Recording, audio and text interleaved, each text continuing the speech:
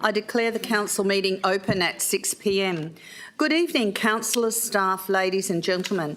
This meeting today is being held on Whadjuk Noongar Budja, and I would like to acknowledge and pay my respects to elders past, present and future. I thank all past and present members of the community that have supported the city to better understand and value Noongar culture within the city of Wanneroo. I invite you to bow your head in prayer. Lord, we thank you for blessing our city, our community and our council. Guide us all in our decision-making to act fairly, without fear or favour, and with compassion, integrity, wisdom and honesty. May we show true leadership, be inclusive of all and guide all of the city's people and many families to a prosperous future that all may share. We ask this in your name. Amen. Please note that the audio-visual proceedings of tonight's meeting will be live broadcast online with the exception of matters discussed behind closed doors. The broadcast of the proceedings of the meeting can be accessed live and on demand through the City of Wanneroo YouTube channel. Initially, councillors, you have a request for electronic attendance at a meeting, and Councillor Huntley requests to attend via electronic attendance. And so, as being the procedure as we've done before, would you like to move it? Councillor Miles, the seconder. Councillor Moore.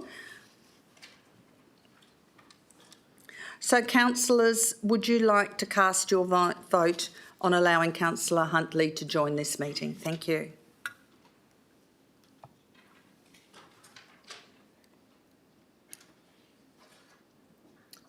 And that is passed unanimously, so that if we can organise for Councillor Huntley to have electronic attendance now and include her in the attendance record as online.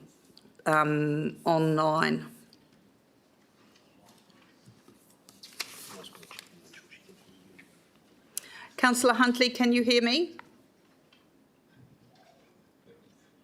Councillor Huntley, can you hear me?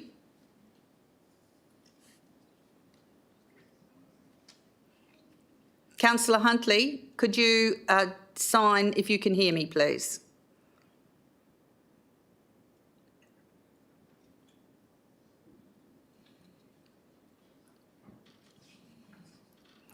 Councillor Huntley, are you able to hear me? I'll make sure she can hear before she attends the meeting, that's all, before we start the meeting proper.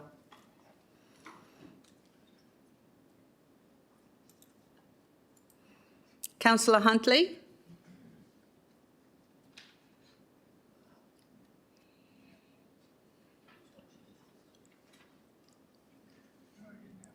Councillor Huntley, are you able to hear the meeting?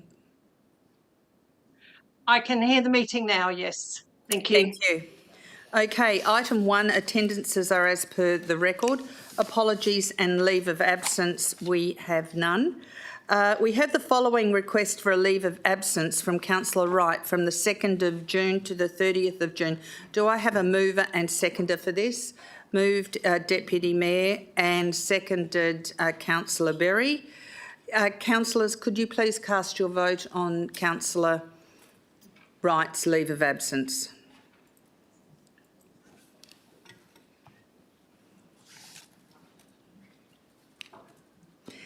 And Councillor Huntley is for, so that is passed unanimously. Item 3, public question time. The following general rules apply to public question and statement time. Public questions and statements should only relate to the business of the local government and should not be a personal statement or opinion. Only questions relating to matters affecting the local government will be considered at a council meeting, and only questions that relate to the purpose of the meeting will be considered at a special council meeting. Questions may be taken on notice and responded to after the meeting. Questions may not be directed at specific council members or a city employee. Questions are not to be framed in such a way as to reflect adversely on a particular council member or city employee. First priority will be given to persons who are asking questions related to items on the current council meeting agenda, and second priority will be given to public statements. Only public statements regarding items on the council agenda under consideration will be heard. Each person seeking to ask questions or make a statement may address the council for a maximum of 3 minutes each. And we have a statement from Ms C. Gundry of Balga about PQ010524, and it's in response to petition PT02-224 Alexander Heights Community Centre, fencing around gazebo and barbecue area. I am in full support of the erection of a fence around the area defined in the application. The number of times I, as a volunteer service coordinator, have been confronted with broken bottles, used needles, discarded food and general rubbish is totally unacceptable and prohibits the safe use of the outdoor area.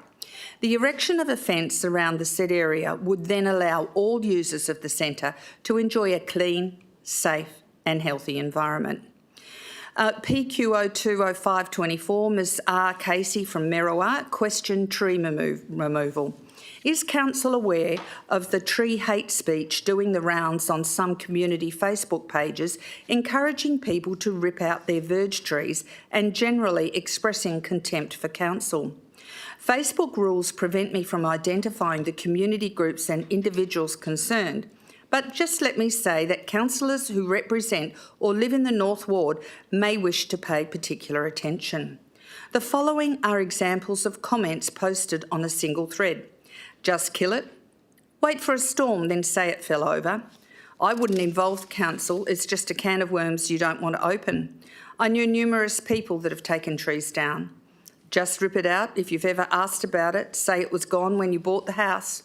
What's the worst they'll do if you get rid of it and plant a more suitable tree? Just do it. They don't own our lives. Rip it. We pulled our verge tree out and the council has been none the wiser. Make it accidentally die. Chuck on some high-vis and stick some cones out. No one will bat an eyelid. Get rid of it. Poison it and plead ignorance. Bang a copper nail into the base of the tree. Hey mate, I'll come around at a random time and within an hour she'll be gone. They'll never approve removal, they're a nightmare. What's the worst they'll do? Fine you? I don't think so. Note some of the more offensive comments and emojis were removed. Will Council mount a campaign to combat such attitudes and unauthorised removal of verge trees, including the issue of fines? The response by the Director of Assets, administration is aware of the issue raised regarding the removal of street trees in the Capricorn Beach estate by some residents. Administration has discussed the issue with Acumen, the estate developer, and will undertake an investigation into the allegations of the removal of trees. Part 6.1 of the City's Public Places and Local Government Property Law 2015 prohibits the damage or removal of a street tree or part of a tree without a licence. In cases where there is reasonable proof of unauthorised interference, removal, pruning or damage to a city tree, the remedies provided for it in the Public Places and Local Government Property Law may be applied. Administration will also develop communications around the maintenance of street trees on residential verges and the responsibilities of property owners to make any requests relating to trees adjacent to their properties to Council. From Mr S. Jeffrey from Girraween about PQ030524. It's a statement about the motion on notice from Councillor Deputy Mayor Rowe about antisocial behaviour at Hainsworth Park, Girraween. Good evening, Mayor Aitken and the Council Board. Both Henry and I both support the motion, and the following points are our reasons why the Board should also show their support. Henry and I have exhausted all advice from the Council. We have reported antisocial behaviour to the police and after hours ranger service. Unfortunately, after said reports, the antisocial behaviour continues. Henry and I want to feel safe on our own properties and to look out onto a beautiful park, an area free of rubbish, drug paraphernalia, broken bottles and free from smells of urine and faeces. We want to see the Council take action and assist us in our pleas for help. Yes, we live across from a park, but so do other Council residents. Lucky residents that live across from parks where pine bollards are close to the road, stopping the loitering of vehicles. By passing the motion and bringing the pine bollards forward, the reports of antisocial behaviour will be significantly reduced. This means less impact on the already exhausted police and ranger services. In addition to bringing the pine bollards forward, we would like to request no parking or standing signs be placed in the area too. This will enable rangers to act accordingly for any troublesome cars parking in the problem area. Please pass this motion. By doing so, it will relieve a lot of stress for Henry and myself and also improve the area, making it safe and clean for all those visiting the park. PQ04 524 from Mr Collins from Girraween. It's a statement on MN01 0524 from Deputy Mayor Rowe about antisocial behaviour, Hainsworth Park, Girraween. Good evening to all those present. I am strongly in favour of the motion presented by Deputy Mayor Rowe to have the pine bollards brought forward, curbside, along a section of Salcott Road in Hainsworth Park. For many years now, this particular area has been subject to littering, loitering, drug use, antisocial behaviour, and as a toilet to both individuals and sports community groups. Efforts to stop this by both council and police have fallen well short and been frustrating for myself and my neighbour, Steve, as we have been reporting and recording this over the years to little avail. By bringing the bollards forward and adding appropriate signage, this should be the start of helping clean up this area and control soil erosion due to the near constant vehicles parking and driving through this park. Furthermore, this should free up council services to attend to other matters instead of responding to myself and Steve reporting yet another incident at the park, and give us some peace of mind that the council are listening and understanding our concerns. Myself and Steve are well aware we live across from a park, but it is not for those visiting to become their rubbish dump or toilet, which we have been subject to witness and at times clean up afterwards. Please consider a yes vote, as a no vote will only allow those already abusing the park to potentially get worse. And do I have the list of other people in the gallery for questions to be given tonight? There's normally a list here of people who want to give questions, ask questions. I think Sue Ann's getting it from outside. She's got it.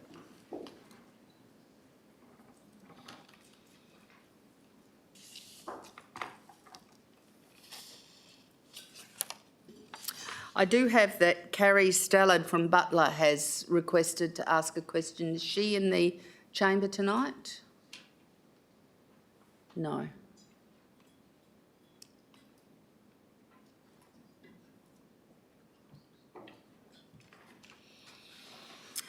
So, Imogen Suck, could you please come and bring your question to the podium and give us the suburb you live in? Is Imogen in the chamber? Sorry, I don't have a question today. Did you have a statement that you wanted? Oh, this is the public attendance register. It's not the questions.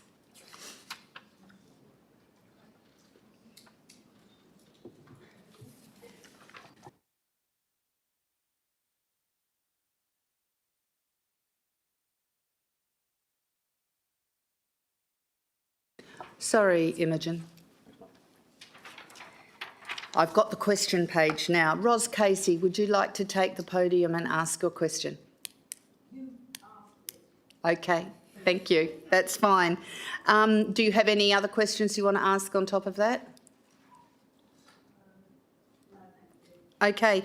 Wendy Garstone, would you like to take the podium and give us the suburb you live in? Thank you.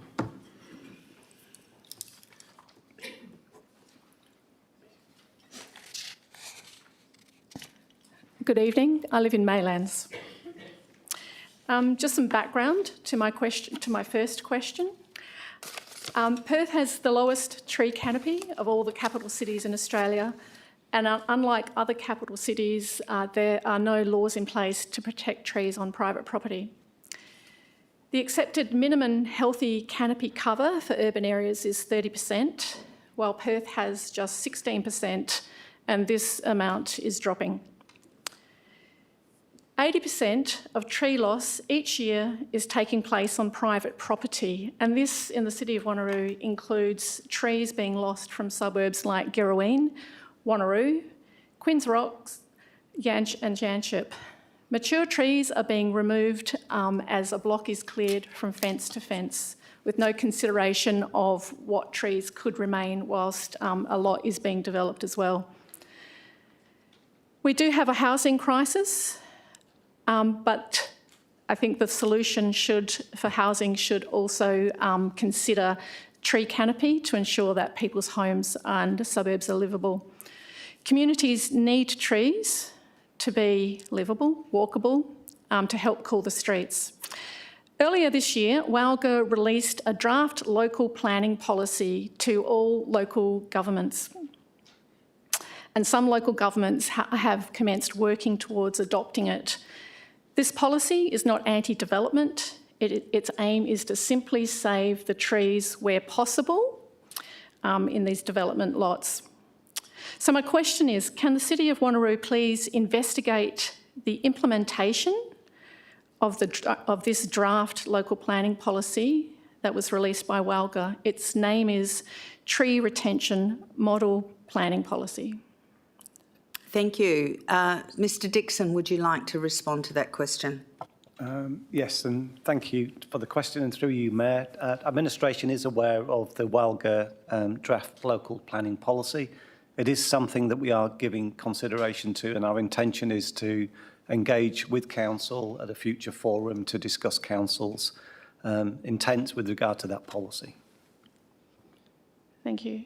Just furthermore, Mr Chettleberg, would you like to say what we aggressively do to plant trees within the City of Wanneroo and how many thousand we plant a year and how we look after our trees, just so that Ms Gaston is reassured that we do have an intention to look after our trees?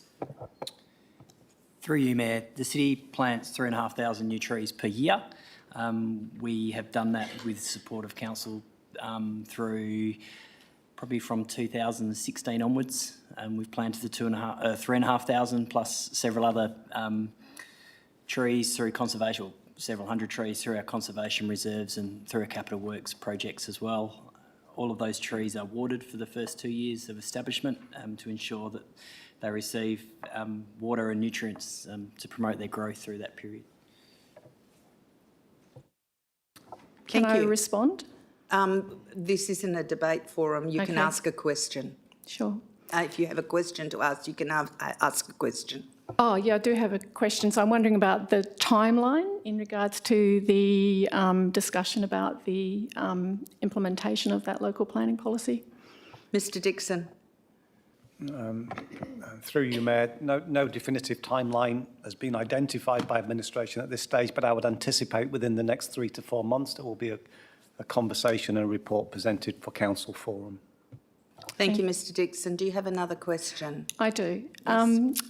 My question is, can the City of Wanneroo look into allowing residents to lodge petitions through an e-petition method, as other local councils do?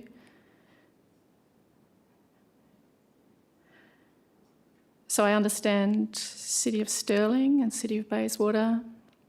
Ms Jennings? Have this. Thank you, Mayor. We actually have a project to update our website, so we'll be looking at that as part of that update. Thank you, Mayor. Thank you. Okay, thank you. Thank you. Okay, are there any more questions from the gallery? Anyone would like to ask a question from the gallery? If there's no more questions from the gallery, we now go to item 4, confirmation of minutes. OCO 10524, minutes of the Ordinary Council meeting held on the 23rd of April. Do I have a mover and seconder? Moved, Councillor Figg. Seconded, Councillor Wright. If there are no speakers against, councillors, please cast your vote.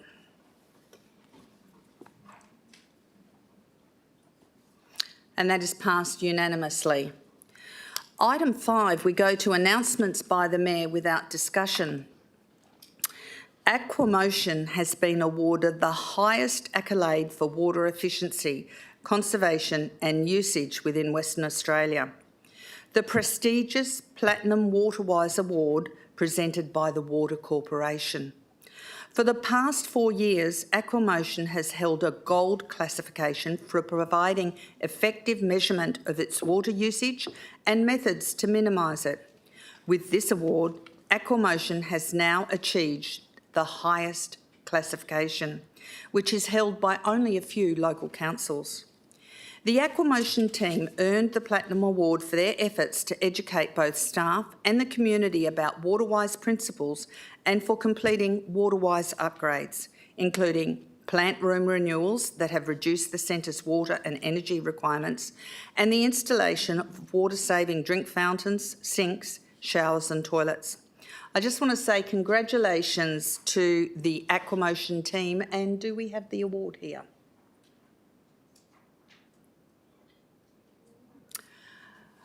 Daniel, thank you for coming. Would you like to come down the front and have a shake of the hand photo op? Come on.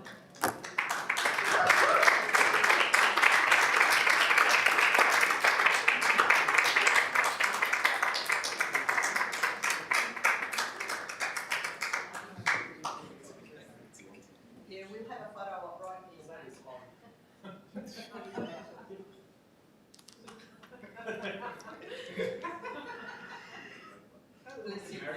Thank you.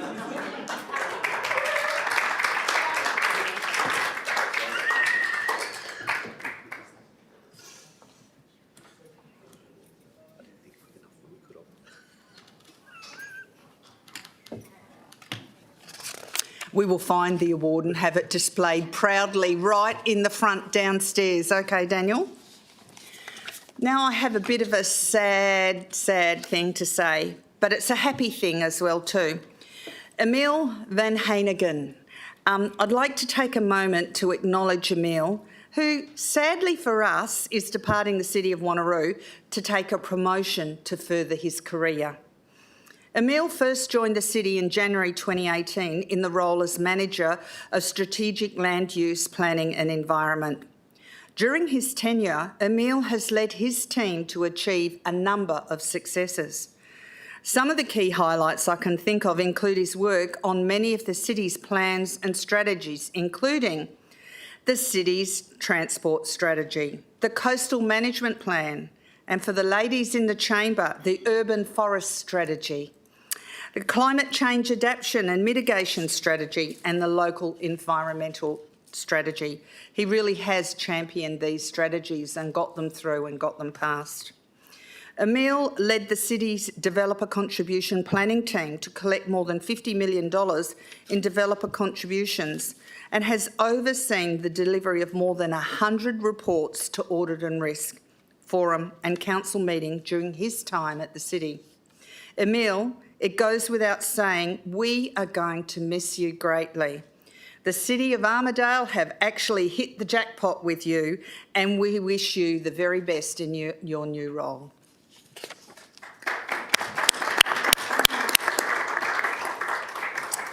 We now come to item 6 in the agenda, questions from council members. Are there any questions? Councillor Berry.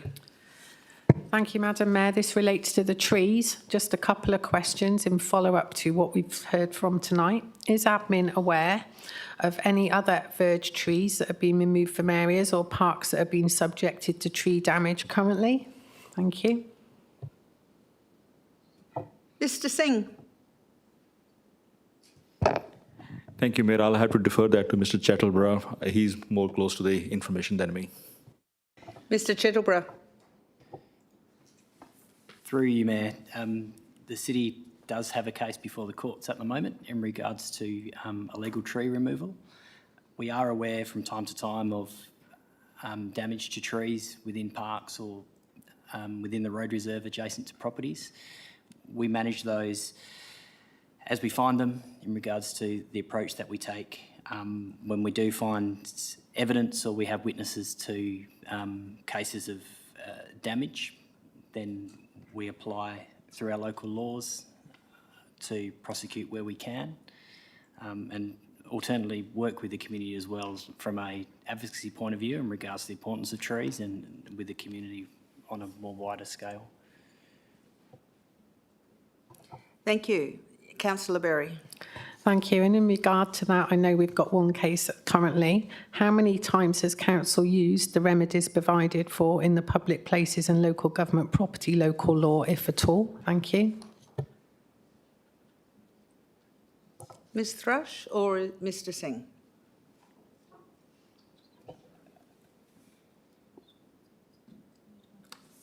Through you, Mayor, we'll have to take that question on notice and provide that information at a later date.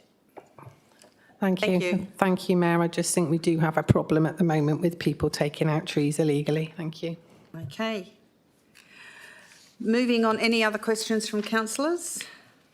We can now go to item 7, petitions. Councillor Parker, you have a petition? I do, Madam Mayor. I have a petition with 65 signatories identifying as residents within the City of Wanneroo District. And the petition requests that Council rescinds its decision made at the Ordinary Council meeting on the 23rd of April 2024 to remove a gum tree or smooth-barked apple tree located in the street verge of Cordelia Place, Alexander Heights. This decision contradicts both the City of Wanneroo's Urban Forest Strategy 2022 and the City of Wanneroo's Street Tree Policy 2018, which state clearly that street trees should only be removed under certain conditions. As none of these conditions apply to this particular tree, we ask that Council supports Administration's recommendation that the tree not be removed and immediately stop all work to remove the tree until this petition is heard and actioned. Thanks, Mayor. Thank you. Do I have a mover and a seconder to accept the petition? Deputy Mayor Rowe and a seconder, Councillor Seff. Councillors, could you please cast your vote?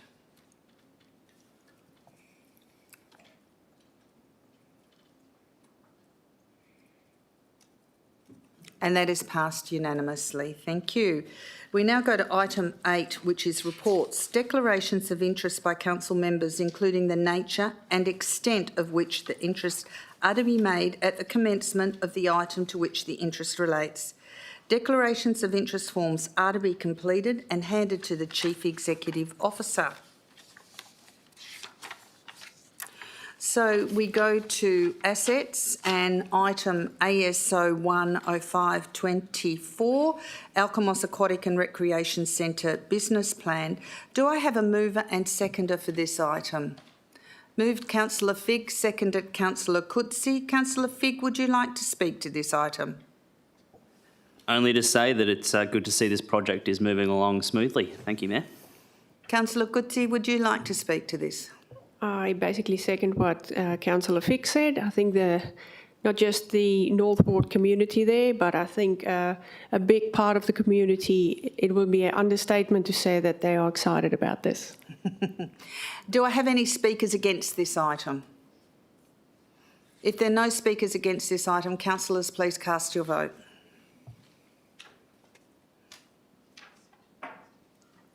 And that is passed unanimously. We now go to item ASO 20524, Tender 23175, the construction of Dordak Keepak Library and Youth Innovation Hub, Lansdale, moved by Councillor Herridge, seconded by myself. Councillor Herridge, would you like to speak to this item, please? Thank you, Mayor. I did say quite a bit last month, so everyone knows what we're doing here this evening. So I thought, just to recollect what we've done in the past and why we're here, I have had popped in your green files a up-to-date plan so everyone can have a look at it while we discuss tonight. For Jackie, Councillor Huntley online, we're using the confidential document. You can find it on page 12. Yours is an A4, but I've had everyone given an A5. I believe, I'm not sure whether all of our new councillors have actually seen this in colour at this size as well, so I think it's quite apt just to everyone have a look. The reason I've done this is after the last meeting, I had a few people ask me what actually happened, particularly the principal that actually sent through the comments for last month as well. She hadn't realised, because she wasn't around at the time when this had actually gone out to consult. So the principles have actually changed in that time. So when I discussed with her and I said to her exactly what was actually in the plans, she was quite surprised. She hadn't realised exactly what was there and what was actually going to go down the street. So I've had the team, so thank you, Rowan, give me a little bit of a quick cap of what we have. And we actually went through this in forum back in 22, I think it was. So it might not actually be top of mind for our new councillors that are new to us as well. So it's awesome that it's colour-coded, because you can see where the youth hub is and the activity rooms and the library, our awesome demonstration kitchen as well that's in there. So it's a little bit more than just a library. We've got movable shelving as well, so there's a lot of things that can actually happen in that space. So just to cap a couple of things that we might not be aware of is that the meeting rooms are a different size, so that's different to accommodate for all different users as well. The community will be able to use these themselves, so they can book them at any time and use them as meeting rooms. The recording and podcast room will be their facilities for people who are taking their first steps into recording. So it's also one of a first of a kind that we'll actually have in the city, which is amazing.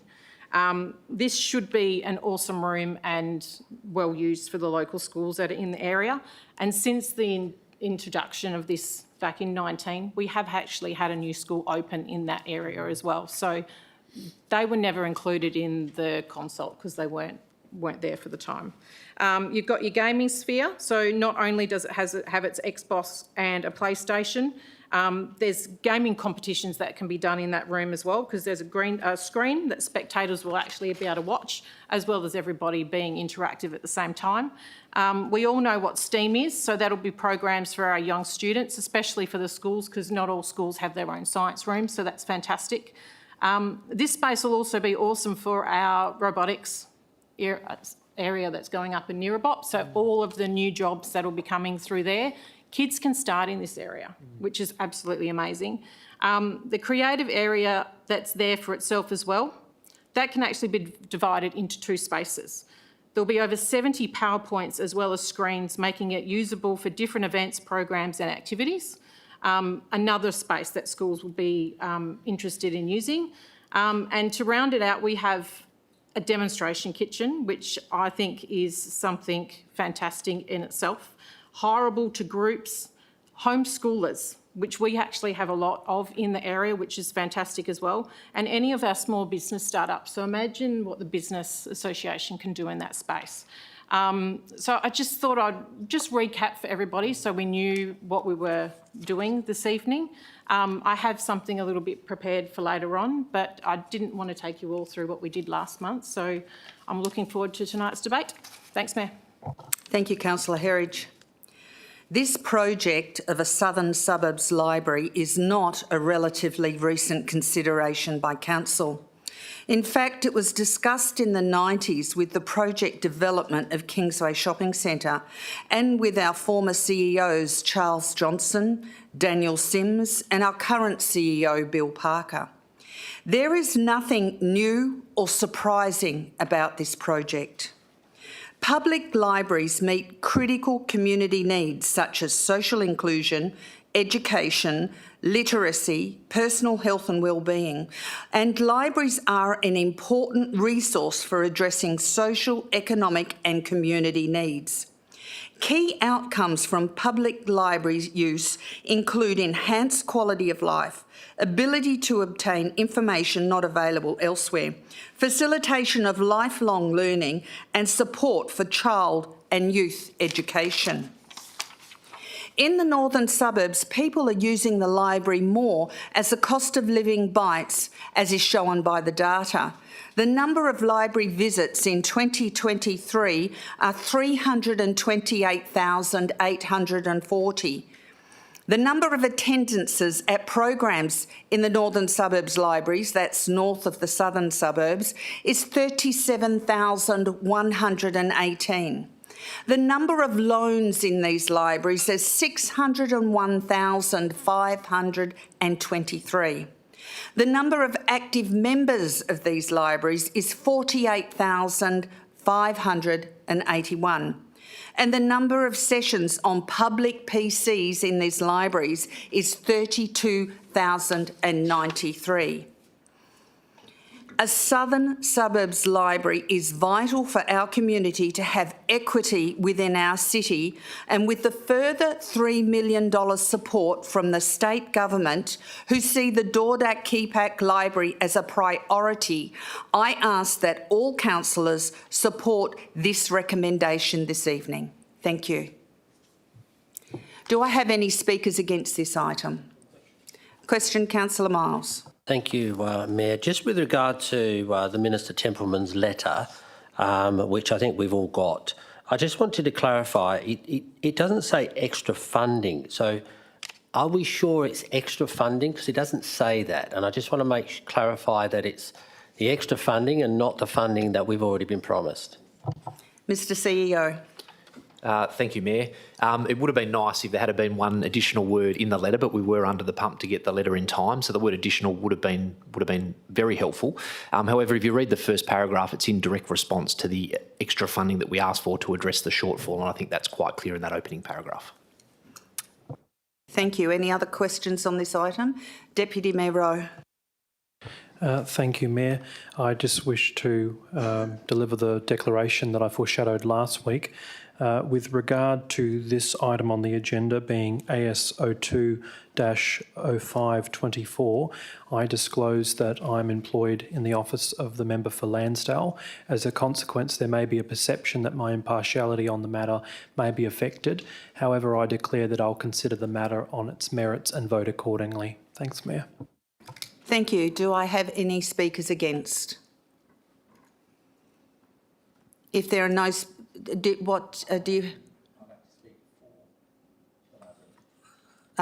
okay, I will allow you to speak for the library, Councillor Nguyen. Thank you, Mayor, for the opportunity to speak in support of this library. It certainly is a welcome news that we have received additional funding of $3 million, and I want to thank, the state government and the local members who would have moved mountains to actually get this $3 million within that 1 month. And thank you to my colleague who I think it was a good strategy to have this delayed for a month to allow more time to advocate for additional funding, because that has in fact changed how I have voted. I would have voted against this library if it was a month ago. Because I think it has gone over budget in the past, and it's now with the additional funding, it means that council don't have to fork out, the $7.5 million. We only have to fork out what is the balance after the $3 million. So I want to thank all of the council members, the staff, CEO, and everyone who has sort of moved to get this additional funding. I agree that this library is a very important asset within this community, even though most libraries that we have are operating at a loss. This is for the community's benefit. It's an investment in lifelong learning opportunities for our community. It promotes knowledge, personal growth, empowerment and community engagement. It certainly provides access to a wealth of resources that many local members may not have access to, and having a youth hub certainly will help as a social hub that brings our communities together. There are 5 primary schools within the area and 2 high schools, so they will certainly greatly benefit from this additional hub. I know that within the plaza, that's the Darch Plaza, there are many youth that hangs around that area and have created some local issues, and so this area would provide that place for them to meet and have a safe place for them to learn, grow and play. I think what I'm disappointed about is the design. I think the scope of the library has reduced to what was initially a two level building at least. I think partly because of the budget, we have to reduce the scope. But I was hoping for a bit more in terms of what we're getting for what we're building at $17+ million. We already have 4 libraries, so we really want not just an average library that we're building, but we want a state-of-the-art building. This is not what I had hoped for, but it's still, I guess, acceptable to what we can afford at the moment. So I do welcome that additional $3 million. I think it is a great investment within the community, which in Lansdale, Darch, Mallee, we don't have anything of this kind. So it's certainly something that my family, other young families, we have a lot of young families in the area, will certainly enjoy. So thank you. Thank you, Councillor Nguyen. Are there any speakers against?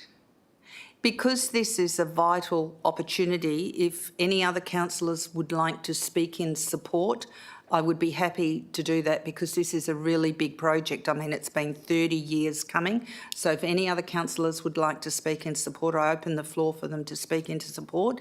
If not, we'll close. Thank you. Councillor Seif.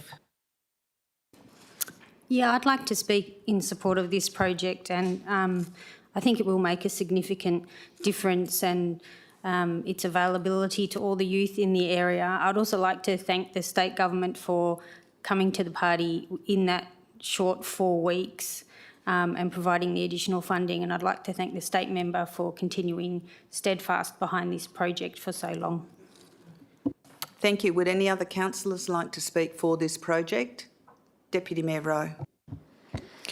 Just one comment, Mayor, that I was going to make last month, and my colleague alluded to it already, that this facility will be intergenerational. My colleague made mention of the number of retirement villages that are co-located with this site, both in Lansdale and in Darch, whether it be through College Park, Kingsway Court, or those who are in Kingston Mews. So this facility will be an opportunity for them who do not have a seniors centre or an opportunity to interact and to use a facility, to be able to have a place to go to, a safe space. And it's also a facility that will harness and develop some of those skills that we're wanting for our younger people, and a place for them to go after school as well. We've found that with our experience with the Girraween Library, a lot of the feedback is that young people who may not always have the best circumstances at home or a place to be after school hours will have somewhere in their local government that they can go to feel safe, to feel valued, to have something to do, a purpose. That's what this facility will do. And Mayor, I always try to manage my impartiality as well as I can, but I do want to acknowledge the efforts of the member for Lansdale, who's been behind this project for a significant amount of time. So I just want to make that comment. Thank you. Thank you, Deputy Mayor. Do any other councillors want to speak for this project? Anyone speak against? Okay, I hand the right of reply back to Councillor Herridge. Thanks, Mayor. Back in the 80s, the library's simple definition was a place set apart to contain books, periodicals and other material for reading, viewing, listening, study or reference, as a room or building where books may be read or borrowed. But today, they are so much more. A library now provides a welcome common space that encourages exploration, creation and collaboration between people of all ages and the broader community. They bring together the best of the physical, digital to create learning hubs. We've also the opportunity to the addition of a youth hub likes of which we've never done before. A state-of-the-art innovative space for young people to connect, share experiences and explore a wide range of digital and hands-on activities they may not otherwise have had access to. We have our very own fairy godmother in local member for Lansdale, Margaret Quirk, which I will dearly miss on her retirement, securing a considerable amount of funding for the state for the youth hub component. We do find ourselves outside the projected numbers prior to tender. However, we all know it's due to the market, which is not changing anytime soon. We cannot deny that we rescoped this project several times, including removing a floor and a cafe design to accommodate before progressing to market. No immediate past or future projects are immune to this pressure, and we will find ourselves in this position over and over again. Is the South not worthy of new infrastructure, just as the growing North is? The Broadview site, whilst not the first choice, is the right choice. Council knew it back in 2002 at an amended structure plan approval. Council's then approval accommodated parking provisions and adequate space for a mobile library. This very mobile library started my children's library journey as members, and the parking provision is still there today. I want to thank administration and all of our city staff who has worked so hard on this project to date, and the community for their patience. I'm supportive of the tender for construction for our residents of the wider southern suburbs. It's waited an extremely long time for this promised library hub. We've noted the beginning, we've been a part of the middle, and now it's up to us to write the end of the story. We hope we make it the fairy tale ending that it deserves. Thank you, Councillor Herridge. And councillors, I ask that you pass your vote on the recommendation as is written up in there. You received a copy of the change which noted the $3 million additional funding from the state government. Thank you. Councillors, cast your vote.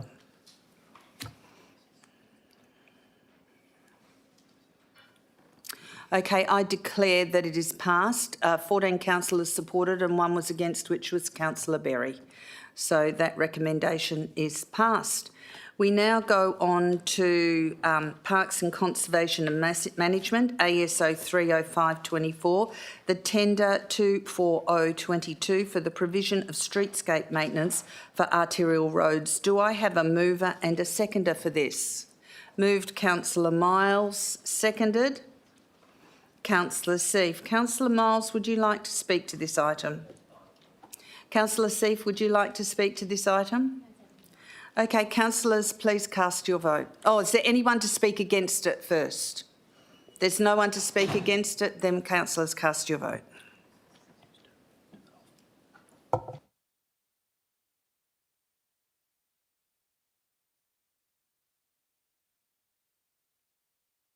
It is passed unanimously. Just note that because Councillor Parker is unwell, she's had to go home this evening, so we just note that in the minutes, and we thank her for her attendance because she was quite passionate about the library and wanted to be here for that.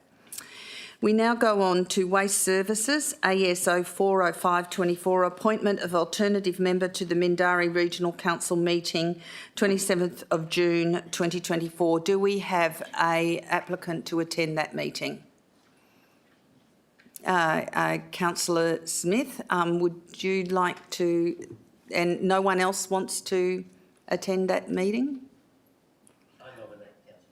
You nominate Councillor Smith and Councillor Smith. So I have a mover and seconder that Councillor Smith be the attender to that meeting on the 2nd, 27th. So moved Councillor Smith, seconded Councillor Miles. Councillors, cast your vote, please, if there's no one to speak against.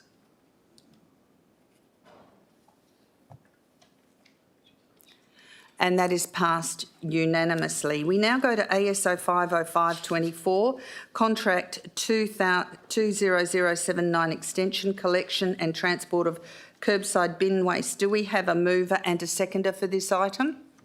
Moved Deputy Mayor Rowe, seconded Councillor Wright. Deputy Mayor, would you like to speak to this item? Councillor Wright, would you like to speak to this item? No, thank you, Mayor. Are there any speakers against this item? If there are no speakers against this item, councillors, cast your vote.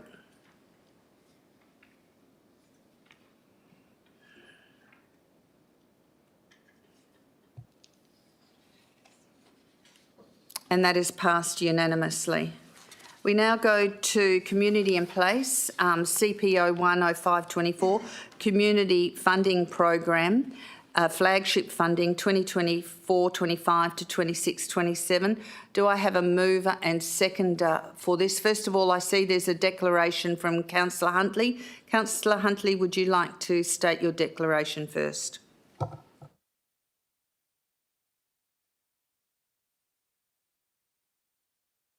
Could you take yourself off mute, Councillor Huntley? Yeah, I'm just trying to do that. Yeah, I have a declaration for this item, number CPO 10524, and I am a member of the RSL who is actually part of the recipients of this. And as a consequence, there may be a perception that my impartiality on the matter may be affected. I will therefore declare that I will consider the matter on its merits and vote accordingly. Thank you, Councillor Huntley. Yes, Councillor Berry. I too have a declaration, Madam Mayor. So with regard to item CP01-0524, I disclose that I am a member of the Quinns Rocks RSL, and as a consequence, there may be a perception that my impartiality on the matter may be affected. I declare that I will consider this matter on its merits and vote accordingly. Thank you. Councillor Rowe, you have a declaration. I do, thank you, Mayor.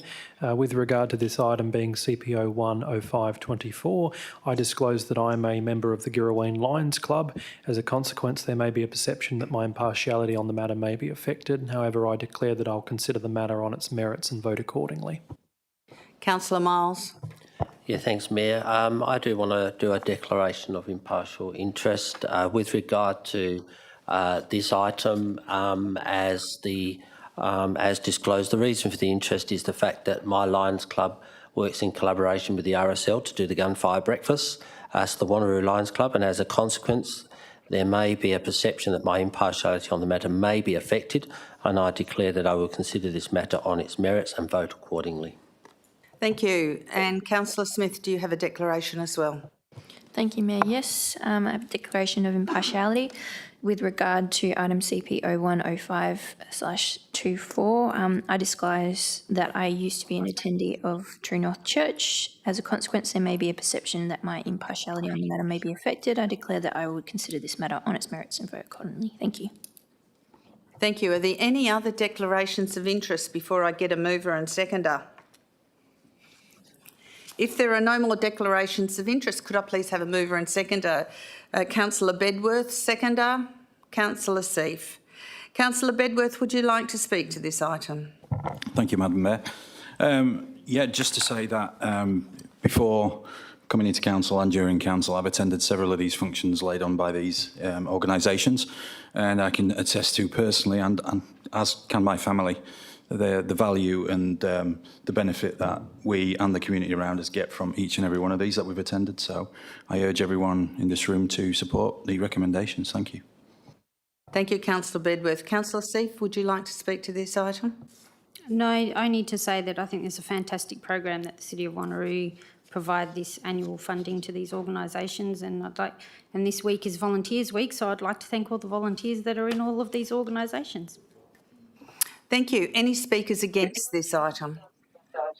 If there are no speakers against this item, councillors, please cast your vote.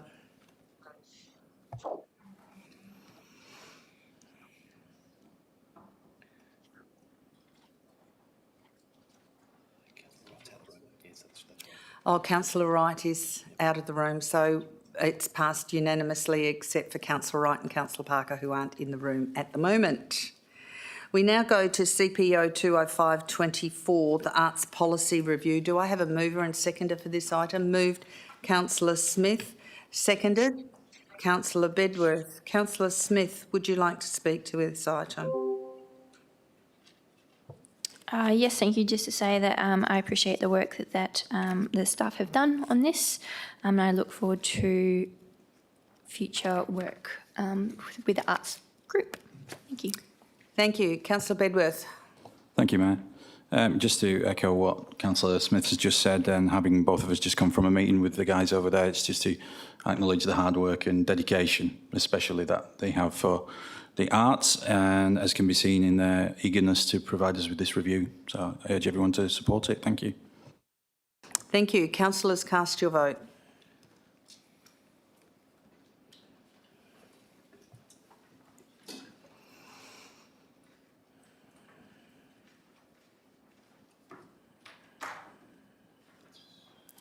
And we should be 14, shouldn't we? No, we're 13 because Councillor Park. No, we should be 14.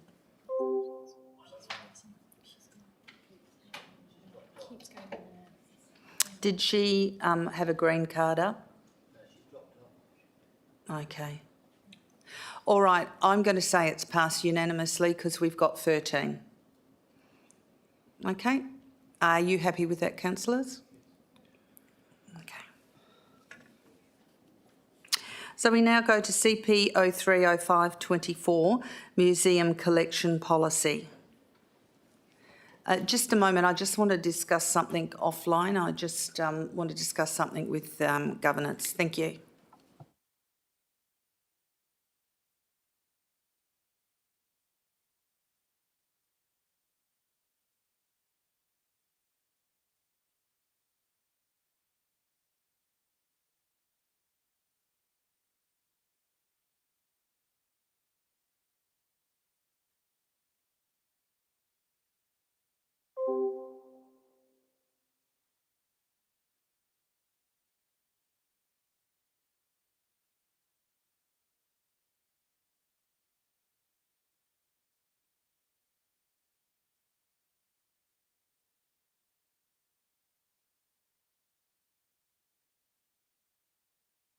Okay, so we just now go with the Museum Collection Policy, CPO 30524. Do I have a mover and seconder for this? Moved Councillor Herridge, seconded Councillor Coetzee. Councillor Herridge, would you like to speak to this item? Councillor Coetzee, would you like to speak to this item? No, all good, thank you. Okay, any speakers against? If there are no speakers against, councillors, please cast your vote.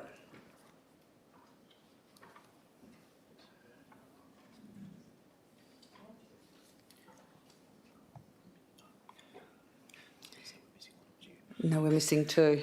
But yeah, so I declare that passed unanimously. We now go to CP 050524. Mayor, Oh, sorry. It's you just said that was unanimous. Councillor Huntley's no longer online, so it's those that are present. So what's the ruling there? Yes, it is with those that are present, and that's what I discussed with governance, and we proceed as though she's gone to a toilet break or left the room for some reason like that, and then in confidential, we will have to have a stable contact and she wouldn't need to be there. But at the moment, we'll just treat it as though she's gone for a toilet break.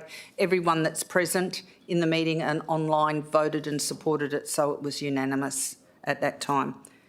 Okay, we now go to, it's CPO 40524, response to petition PTO 20224, Alexander Heights Community Centre, fencing around the gazebo and barbecue area. Do I have a mover and seconder for this item? Moved Councillor Wright. Seconded Councillor Seif.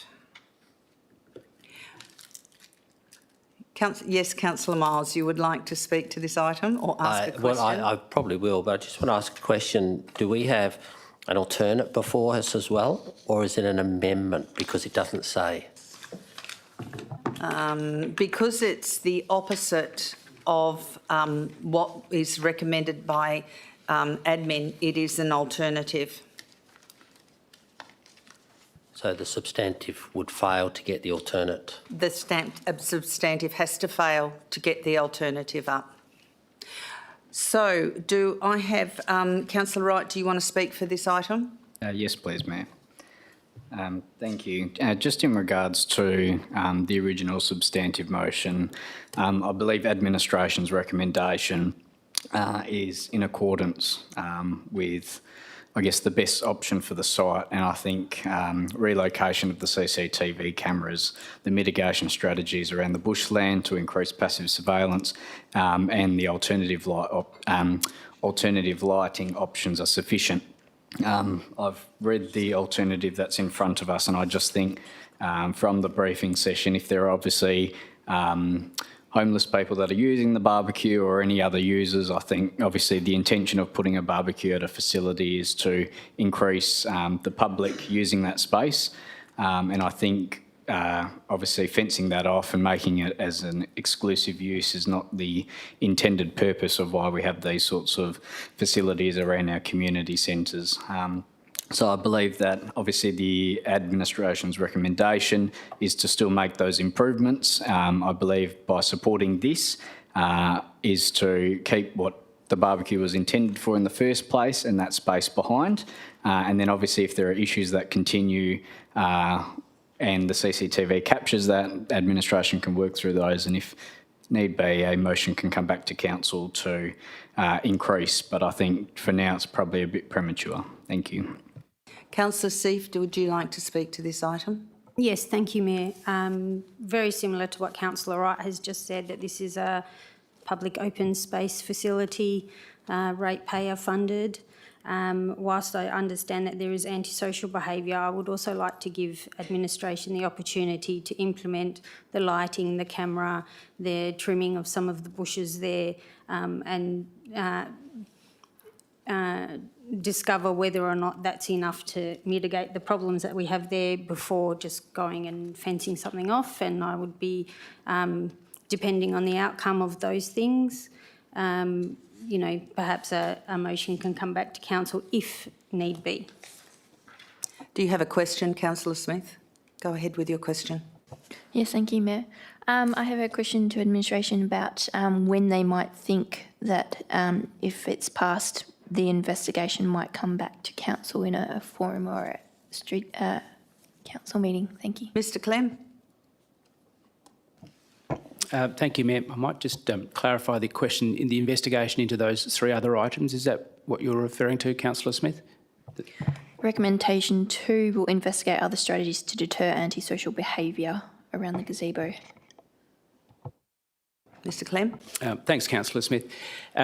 Those investigations are underway and we believe they can be implemented through our operating budget, the CCTV and the fire mitigation, so that would be within the next 12 months.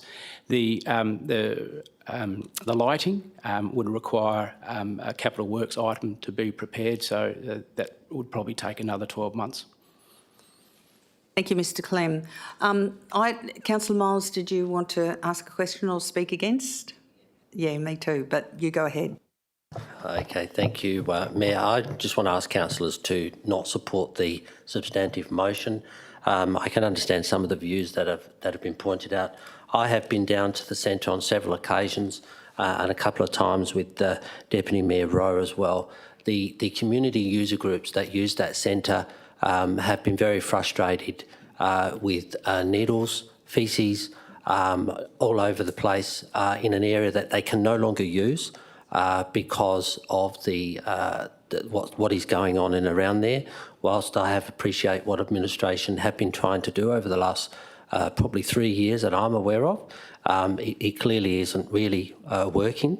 There's already some CCTV cameras in the car park, which were put there many years ago because of the drug taking that has taken place in that area.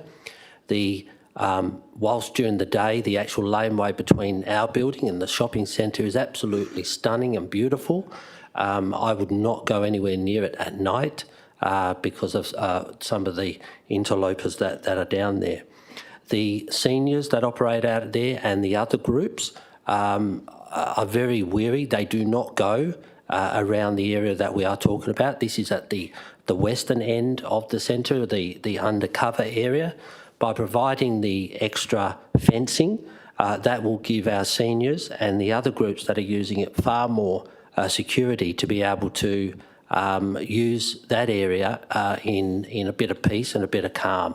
The seniors don't even open that door anymore to go out there because of what's gone on out there. And administration, I know, there's also on that very corner, there is a little playground equipment for toddlers to use. Mums don't want to use that toddler area because there's all sorts of stuff thrown in there during the night time. And that's why we need to have the fence put in place. So I ask you as a council not to support the substantive so we can actually move the alternate straight after. Thank you, Mayor. Do you want to support it or do you have a question, Councillor Bedworth? Councillor Bedworth? Thank you, Mayor. Question for admin, I suppose. What height fence is proposed to be installed?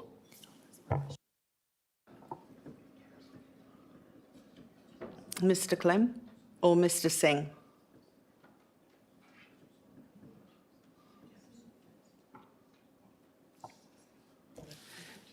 Mr Clem? Thank you, Mayor. Sorry, just conferring with Mr Singh there. Yes, it'd be a 1.8 metre higher fence. Thank you. Do you have a question, Councillor Moore? No, I just, Councillor Bedworth just asked it. Thank you. Do we have any speakers against? A question. Okay, Deputy Mayor Rowe. I'm going to be trying to be strategic to word this as a question.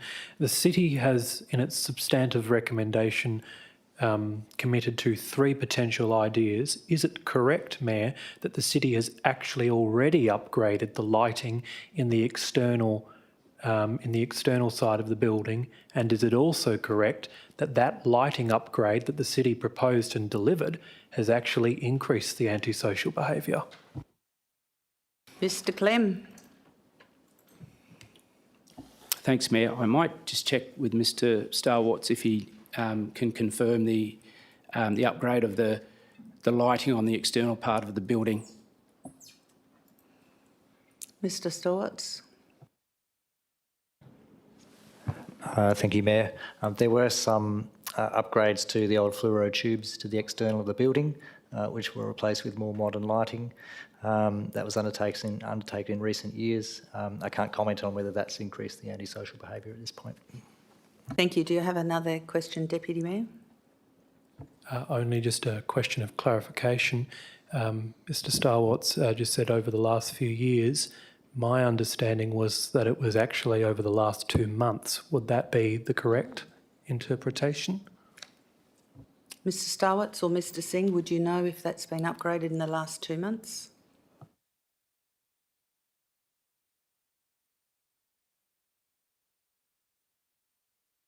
You're going to take it on notice, aren't you? Yes, Mayor, I'm not aware of that one, but happy to check that one. Thank you. Councillor Berry, you have a question? Yes, thank you, Madam Mayor. Does the city have any other similar areas like this fenced off already? And if so, have it been successful fencing an area off to prevent antisocial behaviour? Thank you. In Mirawa. So, Mr Starwatts, would you like to respond to that, or Mr Clem? I can tell you where it is if you don't know. Thank you, Mayor. There is a fenced area around the community centre at Jenolan Way in Mirawa. I can't comment on, I guess, whether that's improved any antisocial behaviour around that particular facility. I imagine it probably has some impact, but we don't have any, I guess, documented evidence either way. Can I just state that when we've hired it, we've found it very, very clean, and I would think that you would agree maybe that other community users of it have found that area very clean as it's fenced off. Would you agree with that, Mr Clem? Thank you, Mayor. I think it would be understandable that a community group might find that an appealing aspect of the facility. Thank you. Any other questions? Councillor Herridge. Thank you, Mayor. I'm just wanting clarification just to make sure. I'm pretty sure there's fencing around Warradale Community Centre for that exact purpose.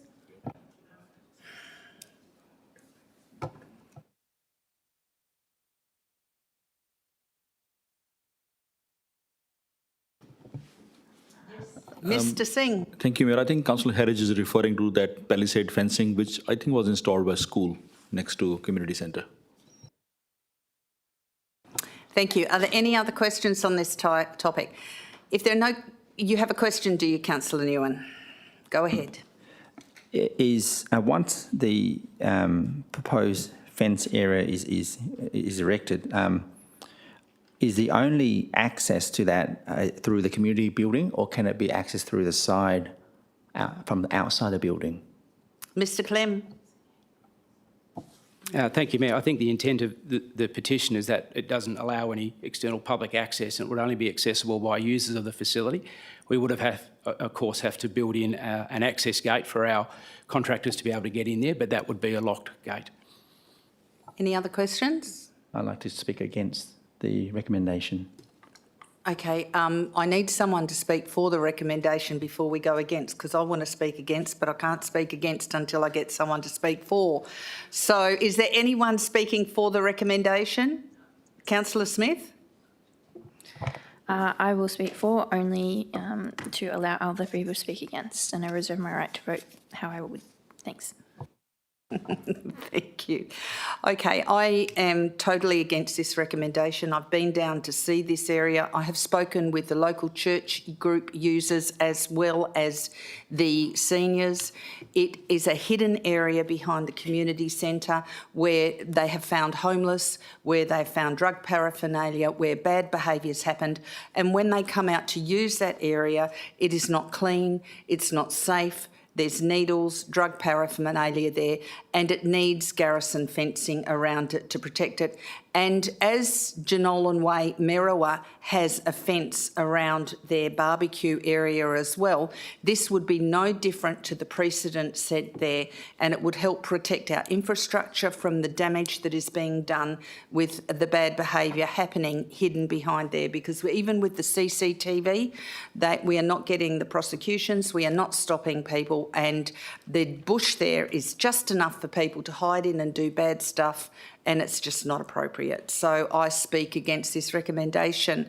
Any speakers for? Deputy Mayor Rowe? I will speak, just say in favour, and exactly what Councillor Smith just did, noting that Councillor Newen wants to say something and I don't want him to be denied the opportunity.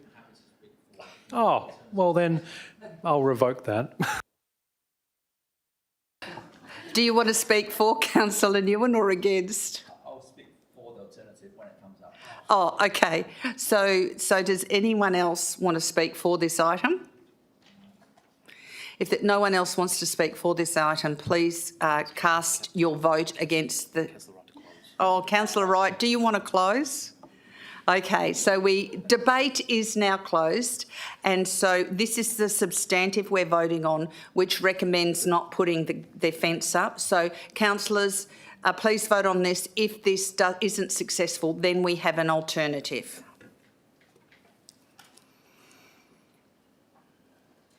And the substantive is... Councillor Huntley, can you hear us?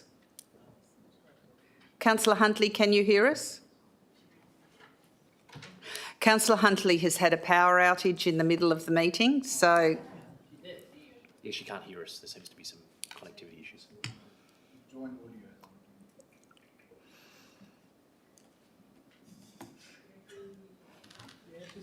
Councillor Huntley, can you hear us? Sorry, Mayor, the joint audio on our side isn't connected. What happened before?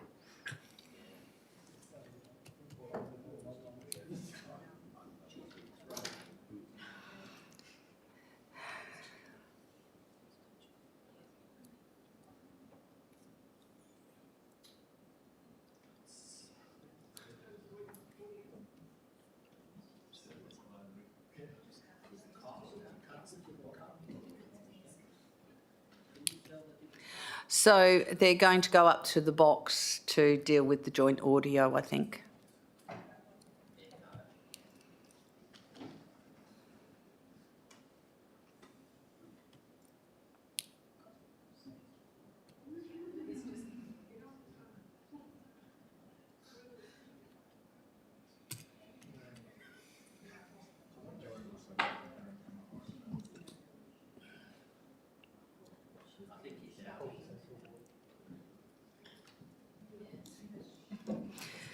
Can you hear us, Councillor Huntley?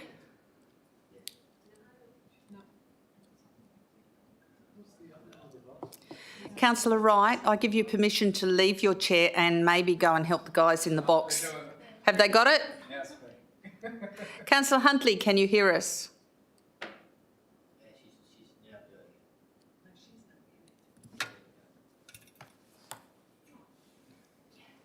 Councillor Huntley, can you hear us?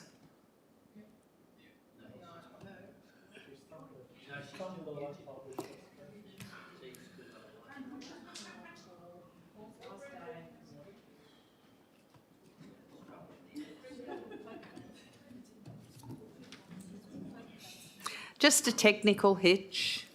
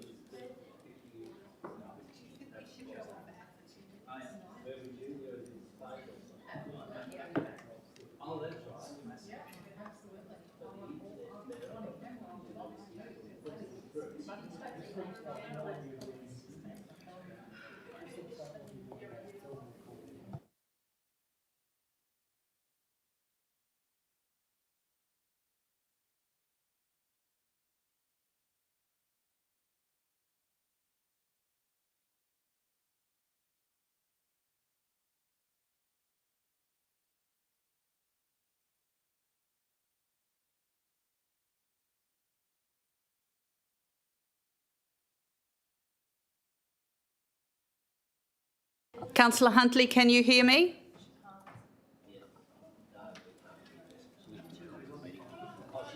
Check for me, please. Hello, thank you. Councillor Wright, come on down. You can rejoin your seat now. So, yeah, I will. Councillor Huntley, we have just all voted on CP 040524, which is the substantive. You're the only one who hasn't voted, so it's about not putting the fencing around there, whether supporting the fencing or not supporting the fencing. We have an alternative to support the fencing moved by Deputy Mayor Rowe and myself, and if the substantive falls over. So we do need your vote on this item. But am I voting for the substantive? Yes. For or Without? against? Without the fence. Yes. So we have 2 against and 12 for, so the substantive is lost. The substantive is lost. Oh, 12 against and 2 for, sorry. And the 2 for are Councillor Seif and Councillor Wright. So now we go to the substantive, which, with the alternative, which is Deputy Mayor Rowe. Deputy Mayor Rowe, would you like to speak to the alternative? Thank you, Mayor. I will try to be brief because I think there was some questions asked throughout the substantive report.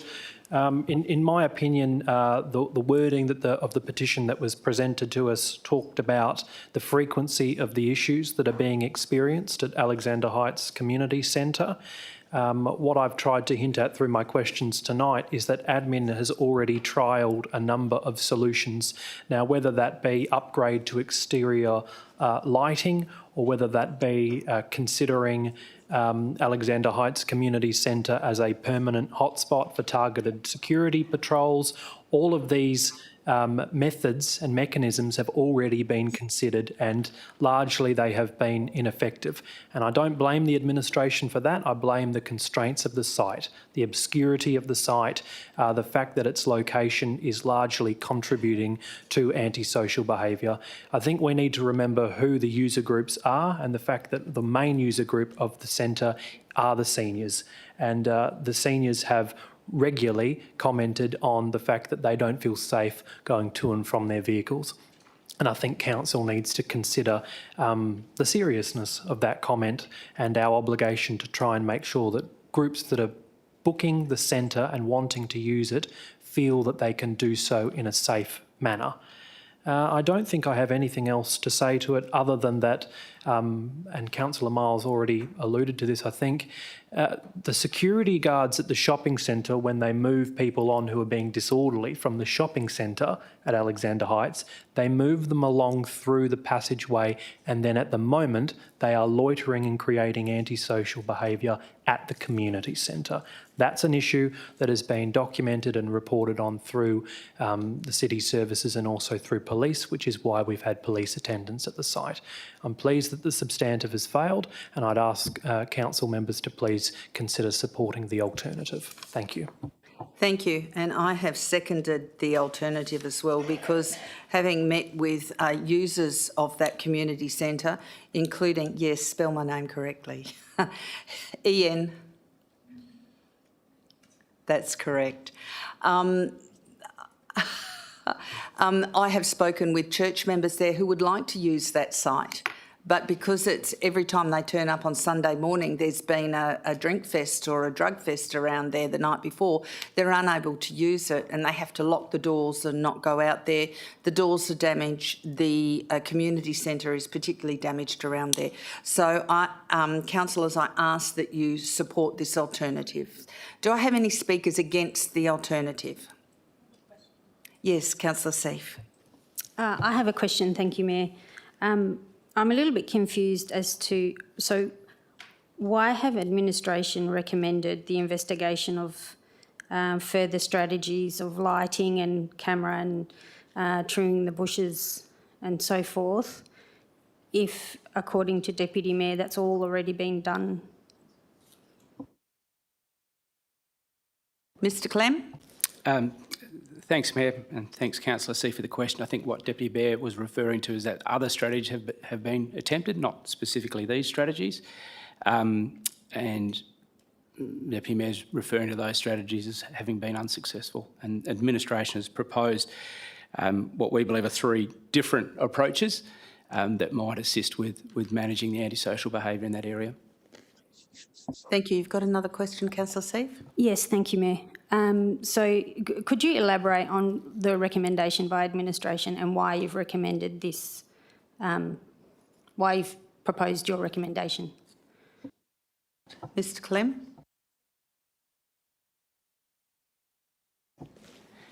We believe there are appropriate strategies at this point in time.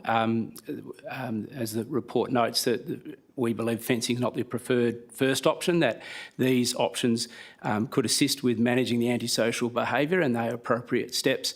The CCTV cameras, moving some of our inside cameras into more of an external location to have oversight of that area. The mitigation burning of the adjacent bushland to help with passive surveillance and improved visibility in the area, and then the additional external lighting along the path network just to provide that, additional nighttime visibility across the area. We believe those strategies are an appropriate first step at this point in time. Thank you. One more question, Councillor Seif? Can I just confirm with the administration, is it correct that a not-for-profit organisation has previously sought to purchase this piece of land so they can fence it off?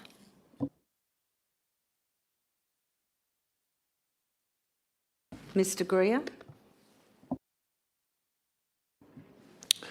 Thank you, Mayor. Not in my time as Manager of Property Services that proposal come forward. It may, in the longer term past, it may have been, but yeah, not in recent years. Thank you. Any other questions? Deputy Mayor Rowe? Sorry, Mayor, I know that I've already spoken, but in accordance with 4.12 of the Standing Orders personal explanation, can I seek leave to make a personal explanation? Yes, you can. Mayor, I'm just referring to the previous questions to note that what I suggested was that alternative measures such as targeted ranger patrols have been ineffective in resolving the matter, and my questions earlier alluded to the fact that the upgrade to the lighting had been trialled, and from the anecdotal feedback that I've heard in that short period of time, it has been ineffective as well. So that is what I was referring to when I said measures have already been trialled and have not successfully addressed the problem. Thank you. Thank you, Deputy Mayor. Any other questions? Councillor Herridge? Thank you, Mayor. I'm just concerned about the barbecue being fenced. I'm not against the alternative by any means. Warradale Community Centre, which I was alluding to a little bit earlier, has been fenced in quite some time. I can't even remember how long, but the play space was getting damaged and the outside of the building was as well. So we've actually fenced that.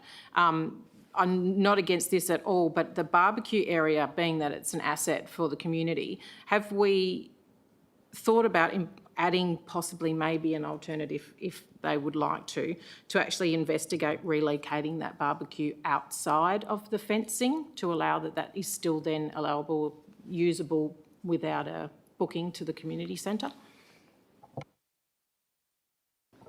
Mr Clem?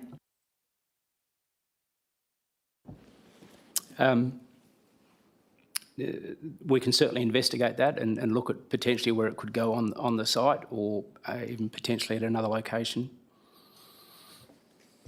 I just have a quick question. Is that bush there bush forever on outside of the area of the lawn space? Yeah. Mr Singh? Yeah, thank you, Mayor. We don't believe that is the bush forever site. Councillor Wright. Thank you, Mayor. Just under the standing orders, section 5.32, if the presiding person or the meeting by resolution may require a complicated motion to be divided into two or more motions, I think going along the lines of Councillor Herridge, and I was certainly of the view that it was my concerns about the barbecue being an asset, could we vote on two parts? So obviously voting on the gazebo part in the back half of the community centre and leaving the barbecue as an open space area. So to be separated into two parts, two motions. I need to ask a question because I don't think that's logistically possible because I think the gazebo is right next to the barbecue, if I remember correctly. Is that correct, Mr Clem? Yes, thank you, Mayor. I'm just looking over overhead photo of the area, and yes, the barbecue and the gazebo are quite adjacent to each other, and they do work in synergy. I guess that the gazebo supports the use of the barbecue. Thank you. Any other, Councillor Smith? Do you have a question? Yes, thank you. In conversations previously with Councillor Rowe, I think the seniors group might already have their own barbecue. So is there a log of when community groups use the barbecue at all to know who might be using it from the groups that do use the centre? Mr Clem? Thanks, Mayor. No, there's no monitored use of the particular barbecue. Mr Clem, would you agree that the reason why the seniors bought a barbecue was because that barbecue was always dirty and filthy and they were unable to use it because of the condition with the people being around that area, and they chose to buy their own barbecue for that reason? And that a barbecue does wear out after time, at least the city can maintain that. Would you agree with that, Mr Clem? Thank you, Mayor.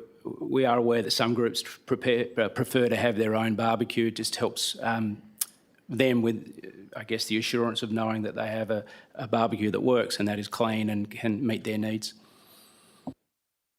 Thank you. Councillor Nguyen, do you have a question? What's the cost to remove a barbecue and install a new one? I just don't see any benefit in removing an old one when and then trying to make good that site instead of just leaving it there. I think I've had this discussion with Director Singh earlier on this. Mr Singh?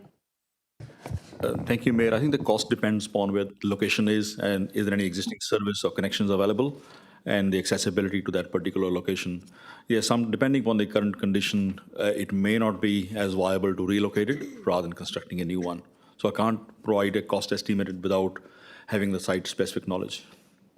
Thank you, Mr Singh. Any other questions? Okay, Councillor Seif.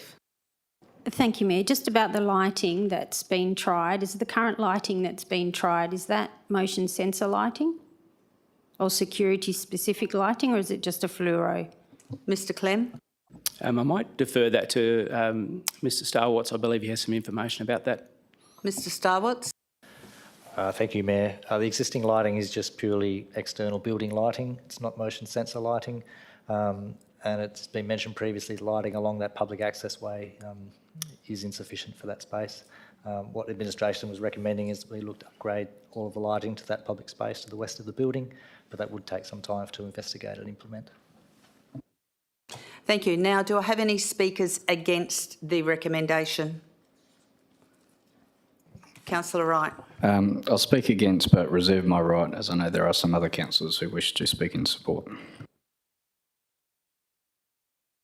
Speaker 4, Councillor Berry. Thank you, Madam Mayor. I do support this alternative. I think it's a great idea, given that it's very successful at Mirror, hence my question earlier, just so that the public are aware this isn't anything new, that we've already done this and we've done it successfully. And with yours and Deputy Mayor's row indulgence, is it possible to add a third item to the alternative? What is that, Councillor Berry? To construct a new barbecue area somewhere locally in that vicinity so the community still have access to a barbecue facility. Deputy Mayor Rowe, would you like that third point as well?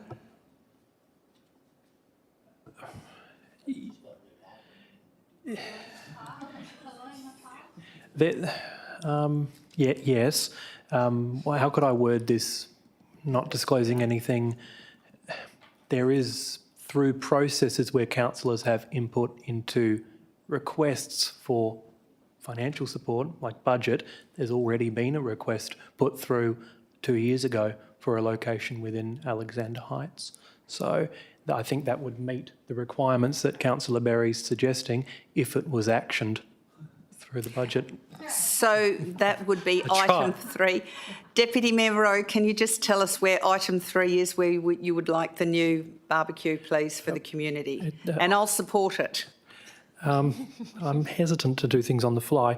The site that has been in the works and has actually had some active reserve master planning done by administration is Highview Park in Alexander Heights. Councillors, I'm happy with that as point 3. Can we get the wording, Deputy Mayor?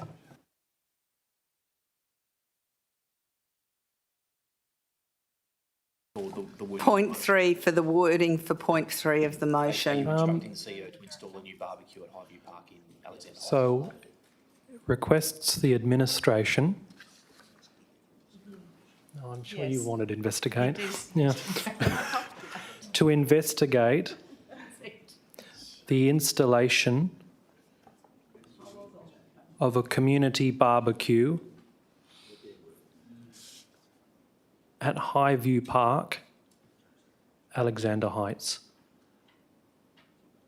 And this is not part of the recommendation, but just for the benefit of council members, that location is within a kilometre within the suburb. And it was originally suggested 2.5 years ago.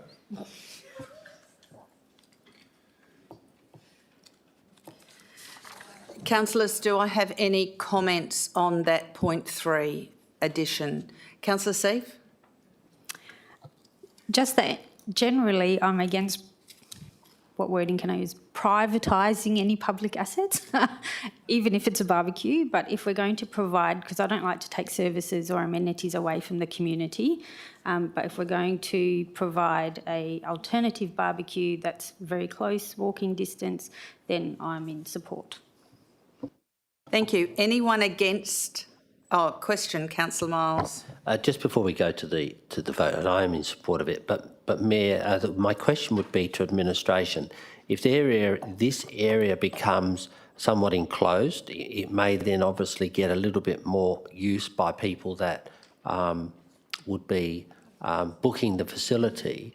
Would administration then possibly look at allowing people to book the outside part of the facility at a later date so people can book it and use the barbecue and gazebo areas later on? Mr Clem. Thank you, ma'am.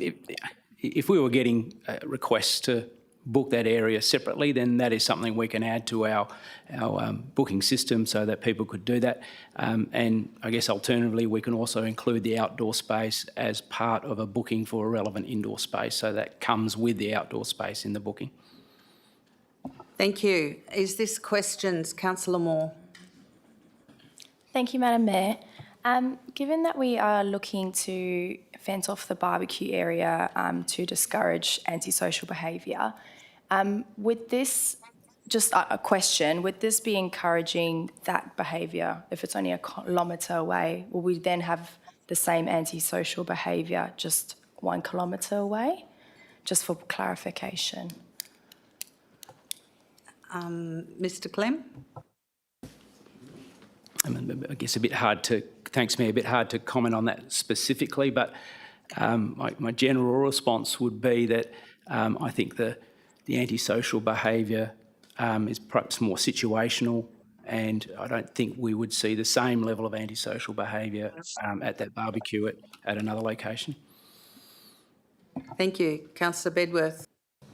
Thank you, Madam Mayor. Just a suggestion, if I may, to Deputy Mayor Rowe and yourself, Mayor, in regards to the wording in point 3, given that you've already said it's been on the books for 2.5 years, would it be better wording to put administration to action the installation? Because we've already investigated it from what I understand.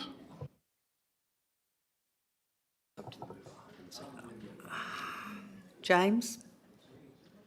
Deputy Mayor Rowe? I believe the word investigate was suggested by the administration. But to provide some clarity, when it was first suggested 2.5 years ago, it was to bring forward active reserve master planning at the park. That process was complete, and now it's been sitting in its current state. I would prefer action. If the Deputy Mayor wants to change it to action, I'm happy to support the Deputy Mayor with that. Is that correct? You want to change investigate to action? Okay, so that's changed to action. Now we've got to it. Deputy Mayor, would you like to close this item, please? Only to thank the councillors for their involvement and for what I think was a good outcome in the end. Very good outcome, if it goes through. Thank you. Okay, councillors, could you please cast your vote on the alternative?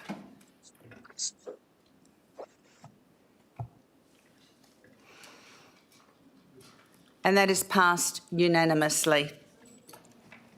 We now go to CP 050524, Girraween Hub Redevelopment Concept Plan, Community Engagement Outcomes. Could I have a mover and a seconder, please? Councillor Seif, do I have a seconder? Deputy Mayor Rowe. Councillor Seif, would you like to speak to this item?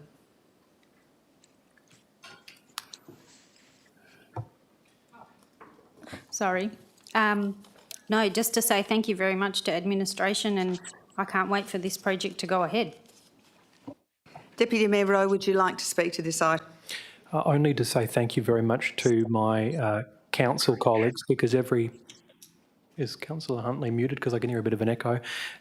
Every conversation I've had with my colleagues, even those who are not as familiar with the site as Councillor Seif and myself, they've been very measured in their comments. They've been very respectful, very willing to learn more information, like I think we all are trying to, about some of the facilities that are quite far outside of our own wards.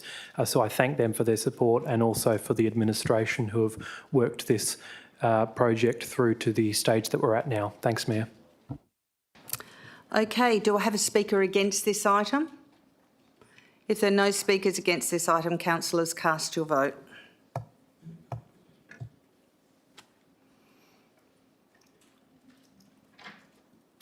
And that is passed unanimously. We now go to CP 060524, City of Wanneroo CAT Amendment Local Law 2024. Do I have a mover and seconder for this item? Moved, Councillor Figg. Seconded, Councillor Berry. Councillor Figg, would you like to speak to this item? No, thank you, Mayor. Councillor Berry, would you like to speak to this item? No, thank you, Madam Mayor. Do I have any speakers against this item? If there are no speakers against this item, councillors, please cast your vote. And that is passed unanimously. We now go to CSO 10524, Financial Activity Statement for the period ended the 31st of March 24. I have a mover and seconder for this item. Councillor Berry. Question, Madam Mayor. Yep. Is it possible to divide the items up so we can vote on them individually rather than en bloc? We won't vote on them individually, but if you have a particular item you want separated out, we can separate that out, and we will vote on all the other items en bloc, and then we will vote on the item you separate out or request to separate out individually. In that case, can I request to separate out PR 2568?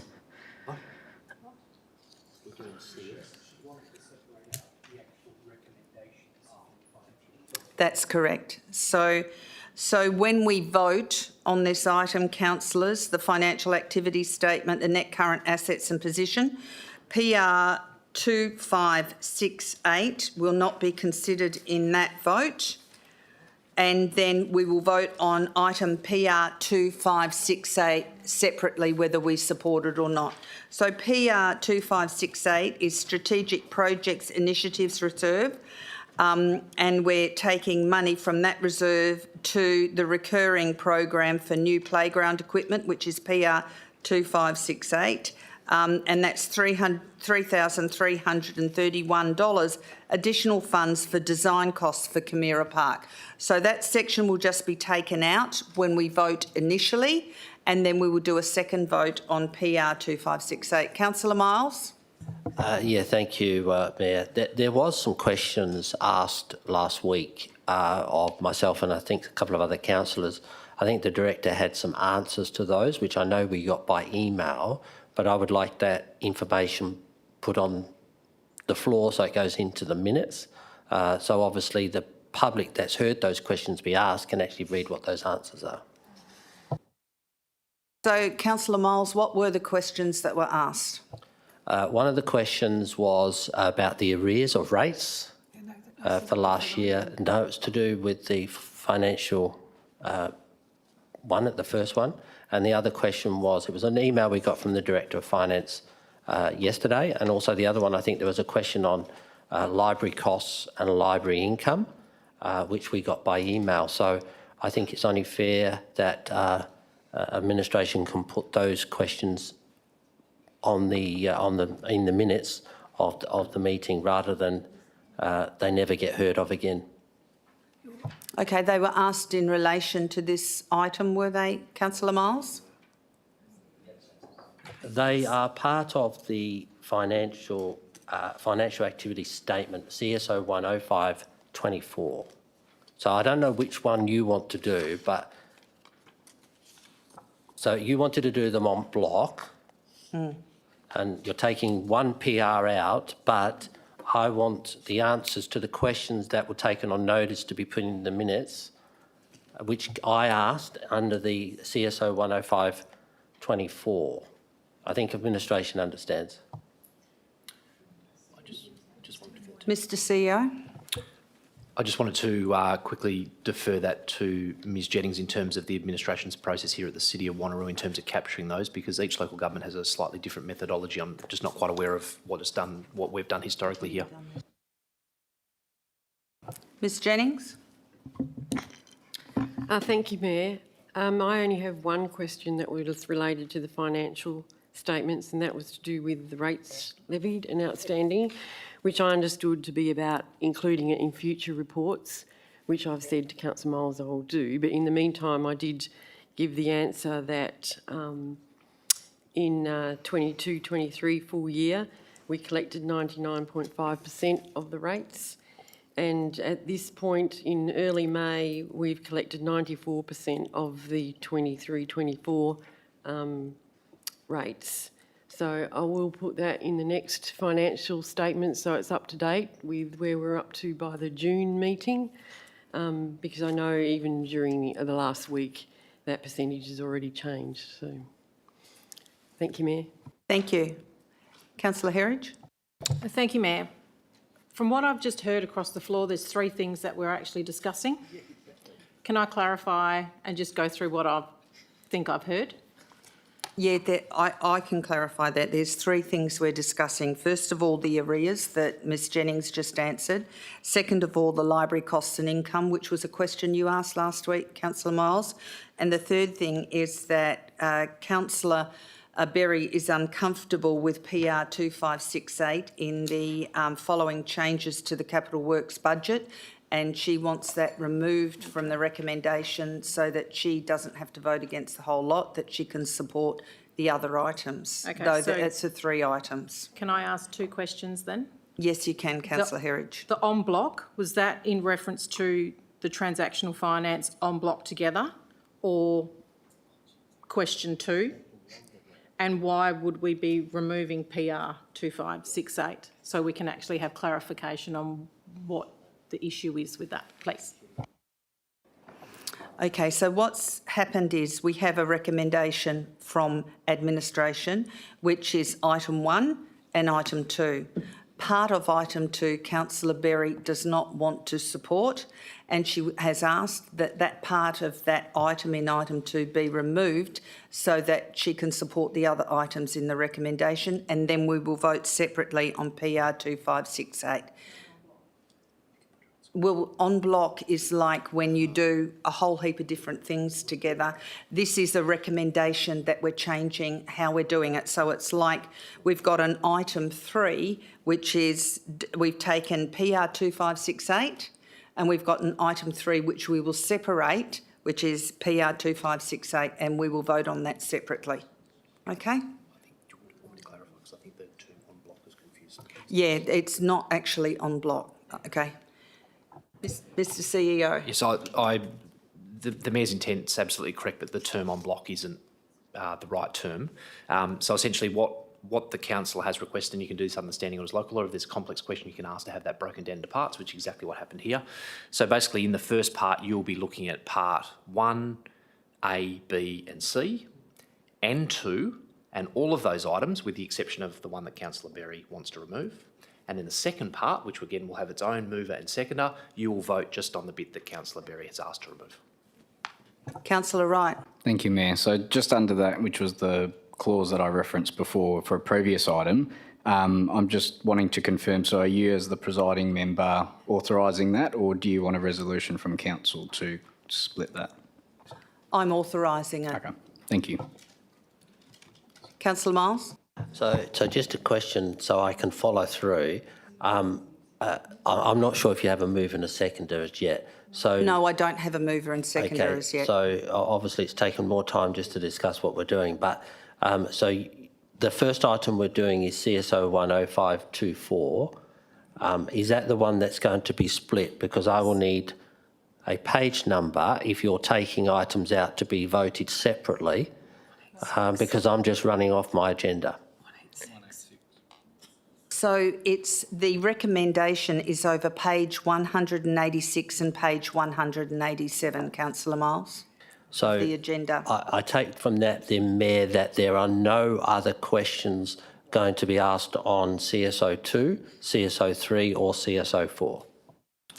I am just talking about CSO 10524. I am not talking about any other items. I'm just talking about CSO 10524. Thank you. That makes a lot more sense. Okay. So do I have a mover and seconder for, just let me finish what I'm saying.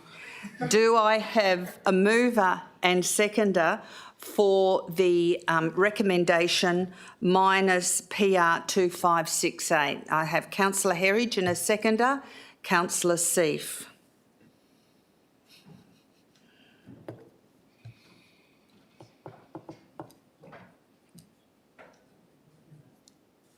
So, do I have any speakers against the recommendation, which is minus PR 2568? Any speakers against it?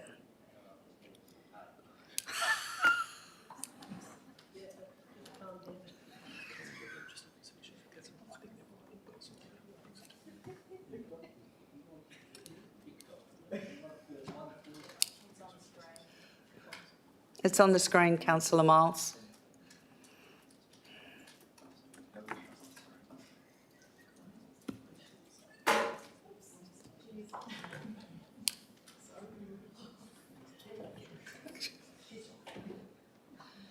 Councillor Miles. Do we have a speaker? Yes, we need to against? focus on what we're doing. So what item up there are you looking at removing, or what Councillor Berry wants to have removed separately? 2568, which is, can you roll down the bottom there? So that's been removed from the recommendations in the table, and that will be voted on separately. Everything else is identical to the previous recommendation except for that. So can we have some context why it's been voted on separately? Because Councillor Berry has requested it because she wants to vote on it separately because she doesn't, otherwise she would vote against the whole recommendation. But I'm still asking why. I'm asking the question then, why does a councillor want to remove one particular item out of a whole report? I want to understand why, so I may wish to vote differently. Councillor Berry. I'm quite happy to answer that, Madam Mayor. Basically, this is for additional funds for design costs for Camira Park, and it's for playground equipment. There's already 2 posts there that a lot of the older children use to play football and go between the 2 posts, or soccer, whatever you want to call it. I don't believe that the playground equipment is needed, given Mintaro Park is just around the corner. That has quite a lot of playground equipment, and I'd rather not see us spend money on something that I don't believe is needed in the ward that myself and Councillor Bedworth represent. Thank you. Thank you. So we have a mover and seconder for this item minus PR 2568. Do we have any speakers against this item?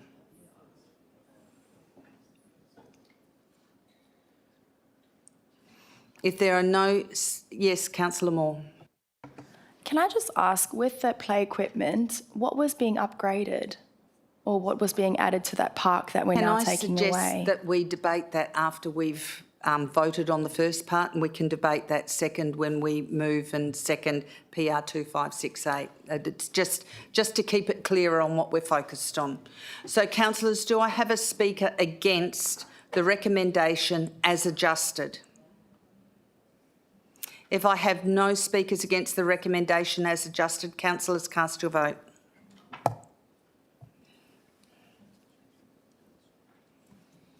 And that is passed unanimously. We now go to PR 2568, which has been separated. Do I have a mover and seconder for this part? Moved, Councillor Wright. Seconded, Deputy Mayor Rowe. Councillor Wright, would you like to speak to this one? No, sorry, Madam Mayor. I realise what I just did, but yep. Councillor Rowe, would you like to speak to this one? Okay, Councillor Smith, do you have a question? Yes, thanks, Mayor. I would like to ask administration to, be able to respond in regards to Councillor Berry's comments about what the upgrades are about, echoing what Councillor Moore was going to ask. Or what the money's for, and in response to there being another park 200 metres from that. Thank you. Why is it necessary, or why do they want it? Thank you. Mr Singh? Yes, thank you, Mayor. There was a briefing note circulated on the outcome of community engagement for Camira Park, which explained the concept for the new playground. It has been listed in the Capital Works program for design in 23-24. It was in the approved Capital Works program and is listed for construction in 24-25. And that briefing note was recirculated to council members last week as requested at the briefing session last week. Thank you. Do I have any speakers against this item? Councillor Berry. Yeah, thank you, Madam Mayor. I honestly don't believe this is needed. There is a playground just around the corner in Mintaro Park. The 3,331 is just for the design, and then we're going to be, asking for more costs, or there would be more cost to actually put a playground in that I think would interfere with the older children that use that area to play soccer and footy. That's the reason I'm voting against spending that money and knowing that more funds will be needed in the future. Thank you. Thank you. Councillor Coetzee, yep. I've got a question. The briefing note that Mr Singh was talking about, we get a lot. I can't remember exactly what it said. Can you just please tell me what equipment, playground or stuff is going in there, or what are being upgraded? Because your answer didn't really give me info to vote on. Mr Clem. Thanks, Mayor. Yep, so the briefing note provided a summary of the consultation outcomes. So we consulted with the local community regarding 2 potential design options for the playground at Camira Park.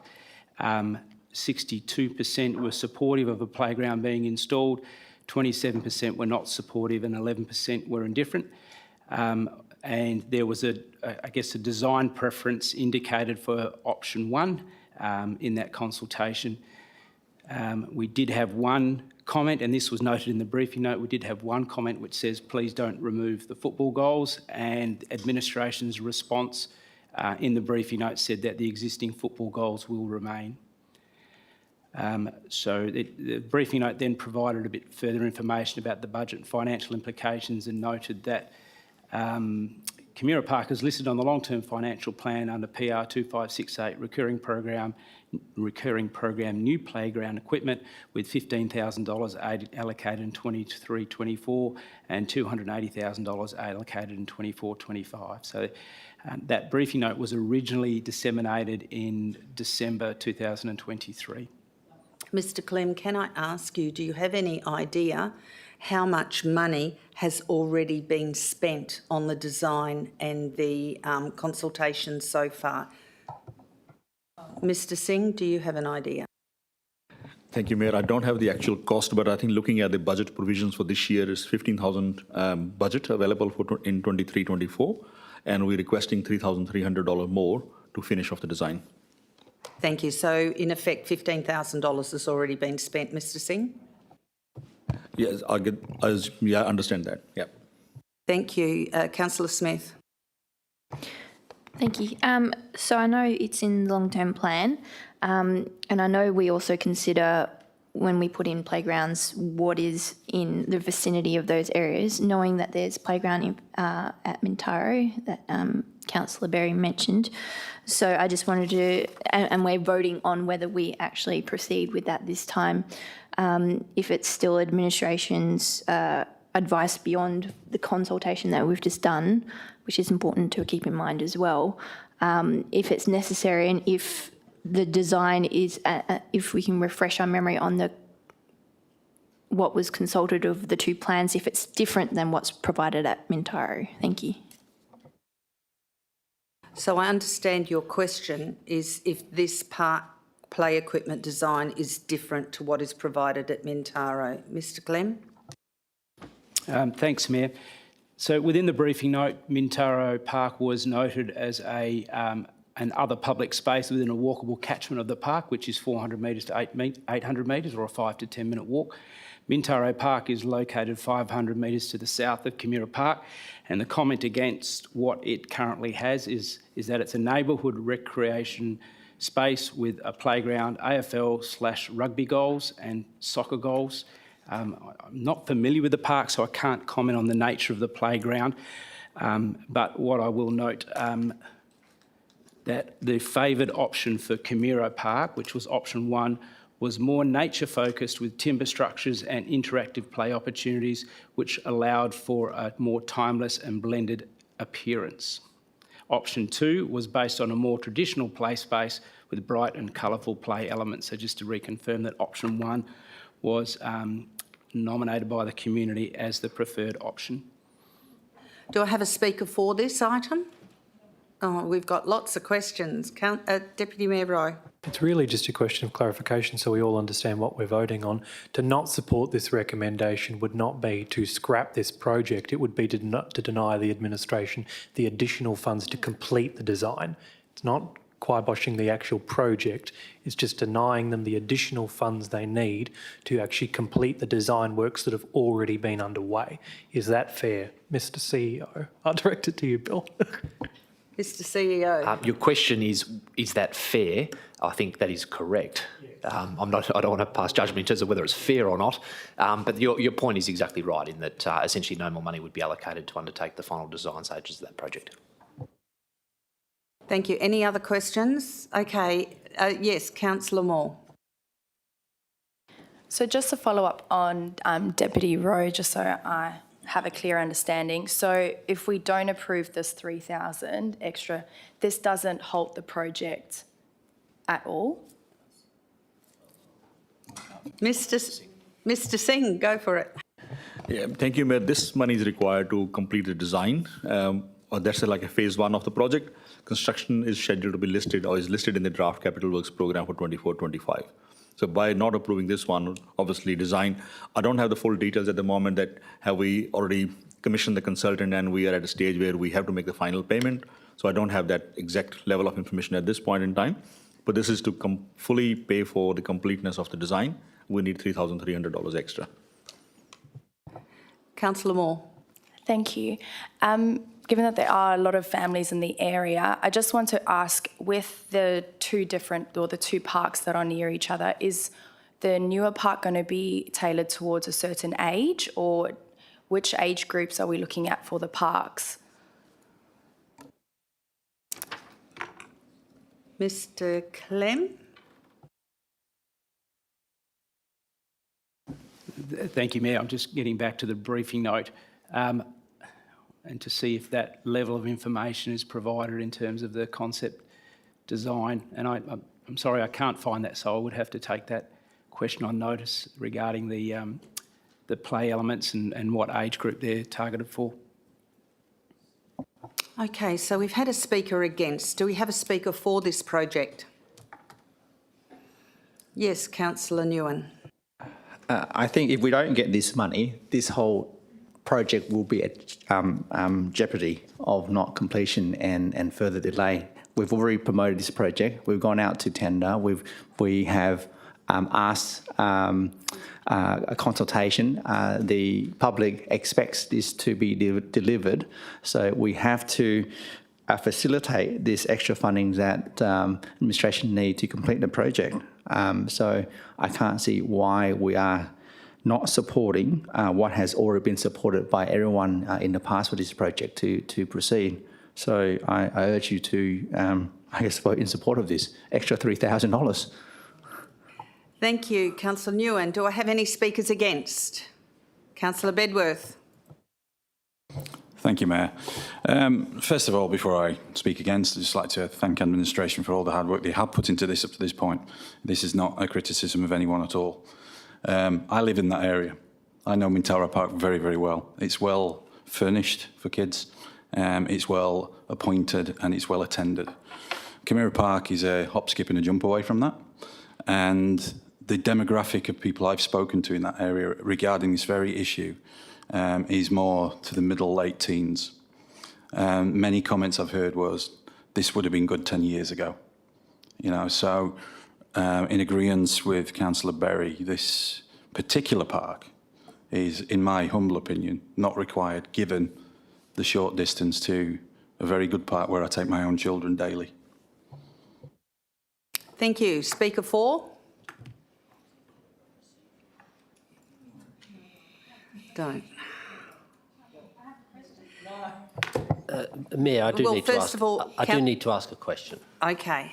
Question, Councillor Miles. Because I am thinking of a procedural. I'm finding it quite concerning that we're debating a park issue and moving some money from one particular project to another, and we're sort of making decisions on the fly, which we always say we're not supposed to do. There's been no real consultation with the council apart from tonight saying what they wanted. Some people wanted to take it out of the agenda. My question is to administration: if the $3,000 isn't provided in tonight's budget, does that mean the administration will be taking the whole project out of the budget for the following budget coming up? Mr. CEO. Thank you, Mayor, and thank you for the question, Councillor Miles. I've been very firm with the administration this year in that I only wanted projects to go into the budget that were shovel-ready. So I think as a result of not providing this funding to complete the design project, you could argue that the project wouldn't be design-ready. So I think they're the questions that Mr Singh's going to ask his staff tomorrow. If this money wasn't allocated, to what point would the design be complete?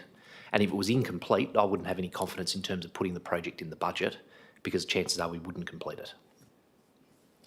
Thank you. Councillor Huntley has a question.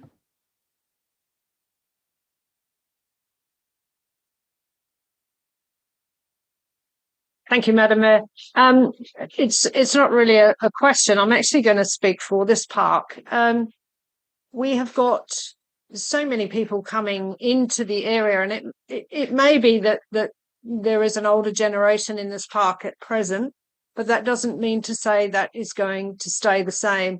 the community changes really every 2 to 3 years. So I think really to hold this up would be rather amiss of us. And the fact that this park is has been there for a good term. It's not as if it's a brand new park. I think it's very important that this project is finished. So I'm going to speak for this, and I really hope you'll back this park to continue. Thank you. Thank you. Councillor Seif, did you have a question? Yes, thank you, Mayor. I just wanted to ask administration whether there is enough real estate to have both the playground and space to play soccer. Mr Clem. Thanks, Mayor. Yes, the design has been, the concept design has been done that way so that the existing AFL goals can be retained on the space.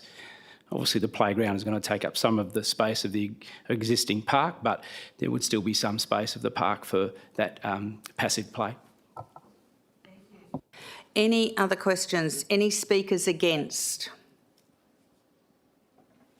If there are no speakers against, I'm going to ask councillors to cast their vote on PR 2568, whether to support it or not to support it.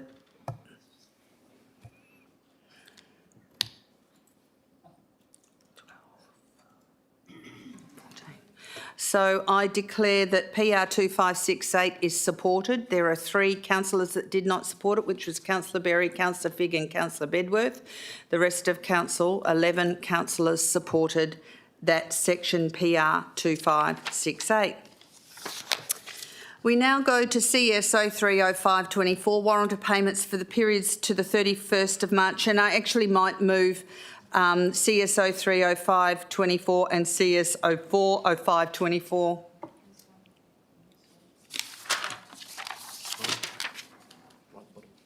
Oh, waiver of rates, sorry. CSO 524, waiver of rates for the Scouts Association of Australia. Do I have a mover and seconder for this? Moved Councillor Miles, seconded Councillor Berry. Councillor Miles, do you want to speak to this? Yeah, look, thanks, Mayor. I just want to ask Council to support the waiver of rates. This is for the new community centre that the Scouts have built down in Tapping. We will be putting them, I understand we are going to try and put them in the rate exemptions under the budget coming forward, but because they've just received a rate notice, I think with the interim, I think they call it the interim rates, I think we just needed to cover off on the interim rates till the budget comes forth. So I ask Council to support the rates exemption, please. Councillor Berry, you want to speak to this item? No, I think Councillor Miles has got it covered. Thank you. Do I have a speaker against this item? If there are no speakers against this item, I don't think Councillor Miles needs the right of the reply. So, councillors, please cast your vote.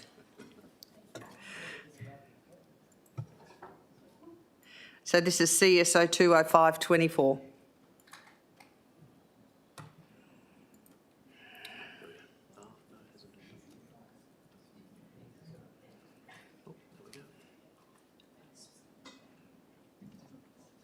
And that is passed unanimously. We now go to CSO 30524 and CSO 40524. I'm going to move these 2 items in block because they're both warrant of payments, one to the 31st of March and one to the 30th of April. Do I have a mover and seconder for these items to move on block? Moved Councillor Herridge, seconded Councillor Berry. Councillor Herridge, would you like to speak to these items? All good, thank you, Mayor. Councillor Berry, would you like to speak to these items? No, thank you, Madam Mayor, other than to say it's a comprehensive list as always, which just demonstrates our transparency. Thank you. Okay, do I have a speaker against the warrant of payments this evening? I have no speakers against the warrant of payments this evening, so councillors, please cast your vote.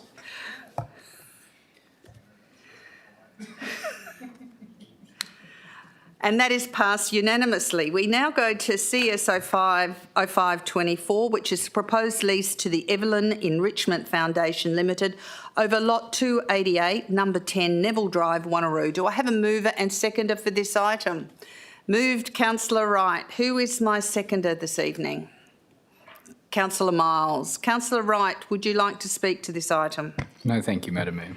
Councillor Miles, would you like to speak to this item? Do I have any speakers against this item? If there are no speakers against this item, councillors, please cast your vote.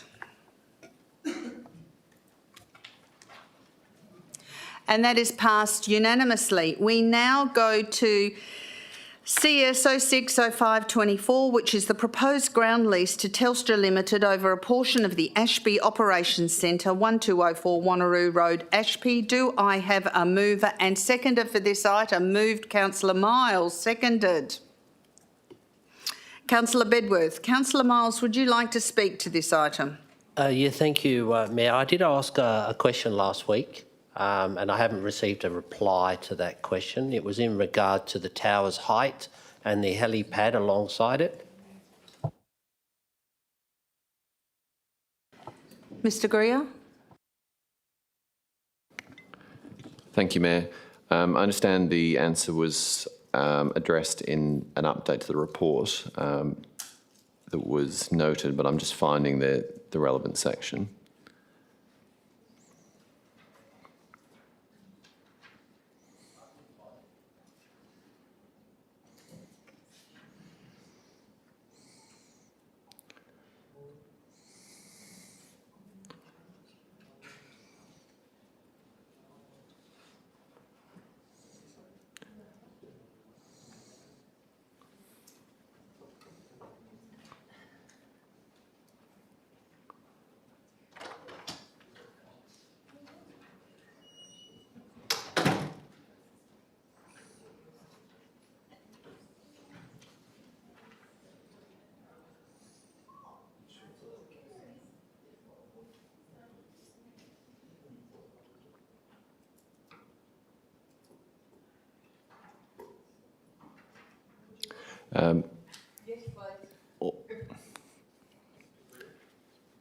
Thank you, Mayor. I've probably found it exactly the same time. It's the paragraph on page 361, commencing the proposed additional structure would result in an increase in the overall height from 26.35 metres to 31.35 metres, so a 5 metre increase. To evaluate the risks associated with the 5 metre extension, administration engaged in consultation with both internal and external stakeholders regarding the potential use of the helipad in the depot. Both DFES and internal stakeholders have confirmed that the existing helipad has not been operational for several years and will not be impacted by the proposed lease. Thank you very much to administration. Mayor, I'm quite happy with the lease. I do like the income that the city's getting for that site. And maybe we should try and find some more sites to start leasing out to the Telstra towers in and around the place, because it's a nice income for our ratepayers. Thank you. Councillor Bedworth, would you like to speak to this item? Thank you, Madam Mayor. Yeah, just to back up what Councillor Miles has just said, and also add to the fact that given the recent emergency management situation we had last year with the bushfires, I can only see the increase of mobile communication mapping as being a good thing. So I urge my colleagues to support this. Any speakers against this item? Councillor Nguyen. I'm against it on the basis that it's not earning us enough in terms of the rent. I think we could do better. I think we should earn more based on the existing terms. I think we should be able to get a bit more from Telstra. One of the reasons why I'm against it is because I've indicated last week that the current terms, which is including the rent review, is 3%. 3%, that's less than $500 a year increase. That's nothing, and Telstra, I think, can afford a bit more. We're also having to fork out money to advertise, I think. Where's the page? I think it's about $4,000. Councillor Nguyen, we can't talk about the confidential attachment if you're speaking from a confidential attachment, which some of your comments have been. I don't think there it's is in a confidential attachment. We were advised by Mr Greer just then. So if you want to talk about dollars and cents, it might mean that we need to go behind closed doors because that's confidential. I don't think I'm speaking in relation to the terms that's already on the page. Yes. 362 last line. Yes. Okay, So this is thank not- you. That's right. Yes. So we do have to pay extra costs. That means that $15,000, in fact, is not the actual rent if we minus the cost of actually entering to this lease, albeit that we are getting some reimbursement for the preparation of the lease, which is a bit. I think we need to go back to Telstra, ask them to cover our expenses that we incur in entering to this lease, either as a reimbursement or by way of increasing the rent for the same amount. Yes, that's the cost that I'm talking about. That's on page 363. No, sorry, there are other costs. So I welcome Telstra building another tower in the city of Wanneroo to benefit the community, but I think we can get more for this land, and I think Telstra can also afford to pay a few extra $1,000 because it's important that we don't lose this opportunity to on charge for the fees that we've incurred on entering this lease. So I don't support it. Thank you. Thank you, Councillor Nguyen. Any speakers for this item? Councillor Miles, would you like the right of reply? As part of my reply, Mayor, I think Mr Graham might ask, but the question about legal expenses did come up last week, and I thought Mr Dunn said that the Telstra had paid the legal fees. Was that correct? Mr Greer? Thank you, Mayor. The contribution to legal costs is noted in the essential term summary in the report. Thank you, Mayor. I'm happy with the report. Thank you. So now we cast our vote. No, we've Just closed. a point of clarification. No, we've closed debate because the mover has done the right of reply. So now we cast our vote.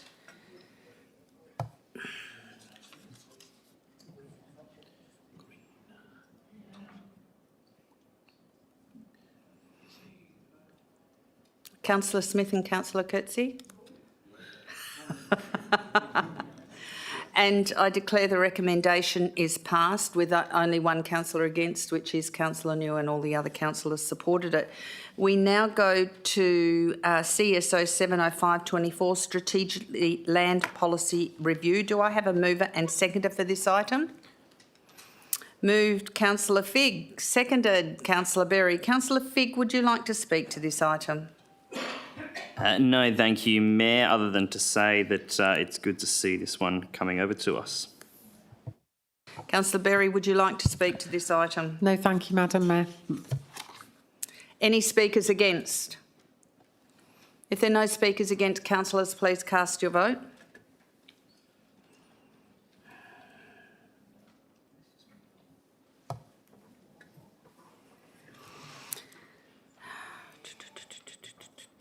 Councillor Nguyen? And that item is passed unanimously.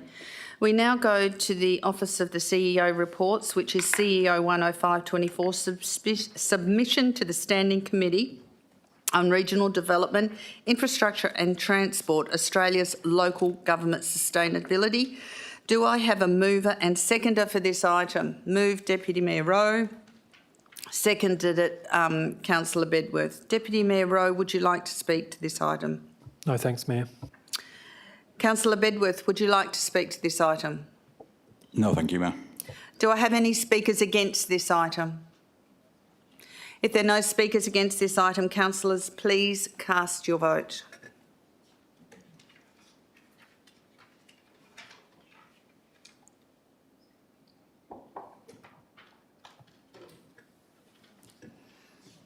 And that is passed unanimously. We now go to CEO 20524, which is 2023-2024 Annual Delegated Authority Review. Do I have a mover and seconder for this item? Moved Councillor Herridge. Seconder? Councillor Bedworth. Councillor Herridge, would you like to speak to this item? No, thank you, Mayor. Councillor Bedworth, would you like to speak to this item? No, thank you. Do I have any speakers against this item? If there are no speakers against this item, councillors, please cast your vote.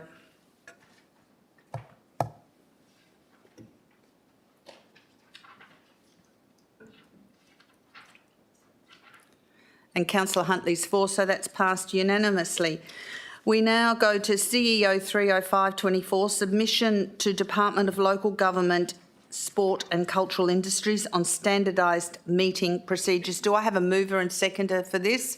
Moved Councillor Wright, seconded Councillor Berry. Councillor Wright, would you like to speak to this item? Other than to say I love standing orders, that's probably about it. Thank you, Mayor. Councillor Berry, would you like to speak to this item?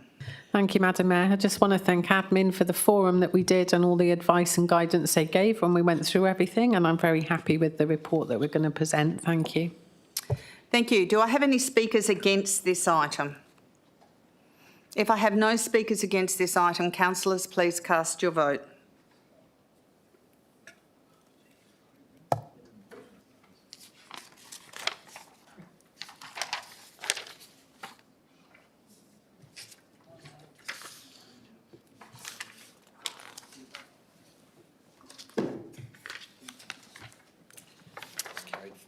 And it was carried unanimously. We now go to motions on notice, which is under item 9, and we go to MN 010524, Councillor Rowe, antisocial behaviour, Hainsworth Park, Girraween. Do you have a seconder for this item? Councillor Herridge. Councillor Rowe, would you like to speak to this item? Thank you, Mayor. I feel like I've probably lost the room over the last few hours, but I'll give it my best go. So last week, Mr Jeffrey and Mr Collins spoke of their frustration and the scale of the problem that they're experiencing at Hainsworth Park and Salcott Road. They also provided 2 public statements in support of this motion that you read aloud at the beginning of the meeting, Mayor. Their deputation outlined numerous instances of disorderly behaviour, excessive noise, intimidation that they've experienced when they've tried to mediate the issue. The deputation highlighted a clear problem. Although antisocial behaviour is mainly a police responsibility, it is not regarded as a high priority due to the many competing demands on police resources. Further, ranger patrols focus on designated hotspots, including many of our community assets across the city of Wanneroo. Most of the behaviour occurs at night when availability on our resources is already stretched and limited. Why is the motion necessary? Residents have tried everything to address the issue and improve safety on Salcott Road and at Hainsworth Park. They have tried to reason with the main perpetrators of the antisocial behaviour. They have reported the behaviour and provided detailed accounts with evidence to support police. They have even spent thousands of their own dollars on installing CCTV footage at their private residencies, and they have shared this video evidence with local authorities to assist in investigations. The city recently located a temporary CCTV tower at the park in response to numerous complaints that were received not just from Mr Jeffrey and Mr Collins. Unfortunately, this did not reduce the amount of loitering and the antisocial behaviour that has occurred. Responding to some of the city's comments throughout the report, and I do acknowledge and thank Mr Singh and his team for helping me have this brought to council tonight, parking. There are marked bays available on the other side of Hainsworth Park, Salcott Road, and at the Hainsworth Recreation Centre. These are already well utilised by people who use the park and the community centre and for school pick-up and drop-off. As someone who has travelled around this area, I can attest to the fact that the section of Salcott Road that we're referring to on the far side of the school is not used commonly for school parking. Trees. Pruning of the trees is, in my opinion, part of standard maintenance and operations. I don't believe that this action will restrict antisocial behaviour significantly during the evening when the main issue is not the actual growth of the tree canopy, but actually the poor lighting that's in the area. So pruning of the trees, while it may assist the issue during the day, I don't see how it would actually resolve the issue in the evening. Only, in my opinion, the relocation of the bollards would. In conclusion, Mayor, as a council, we always encourage our residents to be proactive, considerate and patient when dealing with issues of this kind. Mr Jeffrey and Mr Collins have been patient for more than 5 years, following all of the correct processes to raise and escalate their concerns. Tonight, I ask Council to recognise their patience, hear their grievance and take the necessary action to resolve the problem. So I commend the motion. Thank you, Deputy Mayor Rowe. Councillor Herridge, would you like to speak to this item? Thank you, Mayor. I'm not sure I can actually add anything to that other than to say I do support. Warradale has had something similar itself. While it's not been antisocial, it was definitely parking in the incorrect place. We had bollards moved and it actually did fix the problem. So, yes, I'm quite supportive and commend it to the floor. Thank you. Do I have any speakers against this item? Have a question, Councillor Seif? Thank you, Mayor. I wanted to ask administration, so at the last meeting we did discuss trimming the trees higher.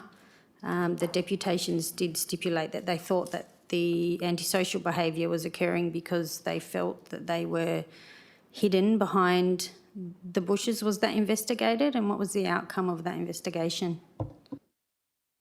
Mr Singh.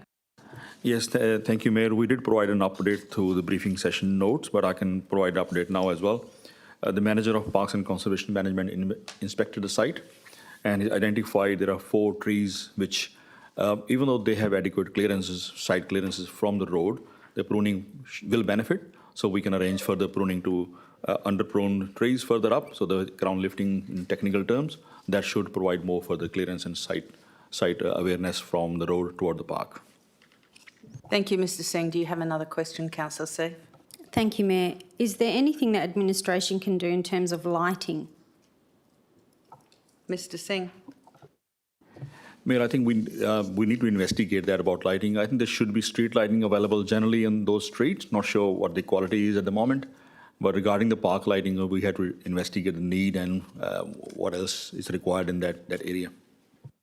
Thank you. Do you have a question, Councillor Bedworth? Go ahead. Thank you, Mayor. It's through yourself, Mayor, just one, probably just to hear it on the record, but without teaching anyone to suck eggs. Should this pass, can administration confirm for me, please, that the design of moving the bollards out would be such that it would not create any added danger to errant motorists should they traverse the verge slightly and we're not having any sharp angles? Mr Singh. Yeah, thank you, Mayor. Should Council support the motion, the bollards will be installed 1 metre behind the curb line, and in that local area street, that's considered safe. Thank you. Any other questions? Councillor, I'll let Councillor Nguyen go first because it's his ward. With the 1 metre, that doesn't prevent people from parking, does it? It just moves them a bit further to the road. And I would thought that would create a bit more hazard because of that. Mr Singh. Yes, thank you, Mayor. Parking can occur on the roads as of right, if it is safe to do so. That can happen anyway, even now. The way motion's been explained, I think Deputy Mayor Rowe has explained, I think the people are actually getting off the road into the park area between the curb and the existing pine rail fencing that provide them a space to do what they're doing. That's been witnessed by the residents around the area.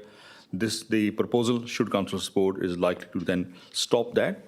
Will that create any other issues? That remains to be seen. Obviously, I think I was asked a similar question last week. If it does become a parking issue, then that has to be investigated, and depending upon the monitoring we may do, if it's required, and consult with local community for parking provisions. Just another You have question. another question? Yes, I think, Councillor Herridge sort of indicated earlier there was another area that when we remove a bollard, then that sort of solves some anti-behaviour issue. Can you sort of confirm that was the case? Councillor Herridge, do you want to respond to that Yep, question? sure can. It's at Warradale Park. All the parents were illegally parking down the street, so the bollard was moved out. No issue now. Oh, that's just a parking issue rather than an anti-social... I did mention at the time that it wasn't necessarily antisocial behaviour, but it was the parking that was causing the issue, which is similar to this here. Thank you. Any other questions on this item? Councillor Wright. Thank you, Mayor. I did have a concern and a question to raise. And noting Hainsworth Community Centre is actually a fire evacuation centre, how will this impact traffic around that street and reducing parking when we need to use the Oval as an evacuation centre? And will there be any hazards for that park? Mr Clem. Thanks, Mayor. No, I don't see any issues if those bollards are installed along that section in regards to that site being used as an evacuation centre from a parking perspective. Thank you, Mr Clem. Any other questions? Councillor Miles. Yeah, just a clarification or a quick one from administration. With the updated information we got about the cutting the trees or the understory of the trees, is there a standard administration usually does for that around the parks because I think it states in there to obviously see line of sight through parks. So have we got a policy on that, or is that something administration just deals with? Mr Singh. Thank you, Mayor. Normally, it's about 4 metres clearance from the ground toward for the canopy, and this to maintain safety and the passive surveillance and the site clearances. Thank you. Any other questions? Councillor Miles. So the understory is not. Did you say 4 metres, Mr Singh, for the understory? Mr Singh. Yeah, thank you, Mayor. I think that is the crown lifting of the actual tree canopy. So from the ground to the understory or underneath the tree branches, that's about 4 metre clearances. But 4 metres, not 2 metres? The 4 metres seems an awfully high amount before you allow the tree to grow. Is that correct? Mr Singh. Mayor, I'm happy to clarify as well, but my understanding it's 4 metres, but I'm happy to clarify. Thank you. Any other questions? Councillor Seif. Thank you, Mayor. How many metres is the undergrowth now for these trees? Because the photograph looked like it was much lower than 4 metres. Mr Singh. Mayor, I don't have that information. Obviously, the photographs are depending upon when they were taken, and the branches obviously may have grown when the photograph was taken. It won't remain 4 metres all the time. It's a growing tree, so it will change. Thank you. Any other questions? Any speakers? Oh, is that a question, Councillor Miles? Any other questions, Councillor Wright? I just wanted to speak against, if that's okay. Speak against. Thank you, Mayor. I was just having a look at near maps and just having a look at Hainsworth Park, and I did take a drive there earlier today, as I was in the area. So I just had a look at, obviously, the tree coverage and across Salcott Road, and I just think, yep, move the bollards at that particular site will improve that, but it will just deter them to move further down. And I think then you'll start having the residents between 30 and 52 Salcott Road complain with the same issue that's currently present, that's happening near Rochford Way. So I don't believe it's going to fix the issue. It's just going to shift it somewhere else in Hainsworth Park, which from the looks of it, and when I went to the site, the trees are also close to the road, and the bollards are still 1 metre behind the setback or 5 metres behind the setback. So there's still going to be issues that it's just going to shift further down the road and we're going to have more residents come.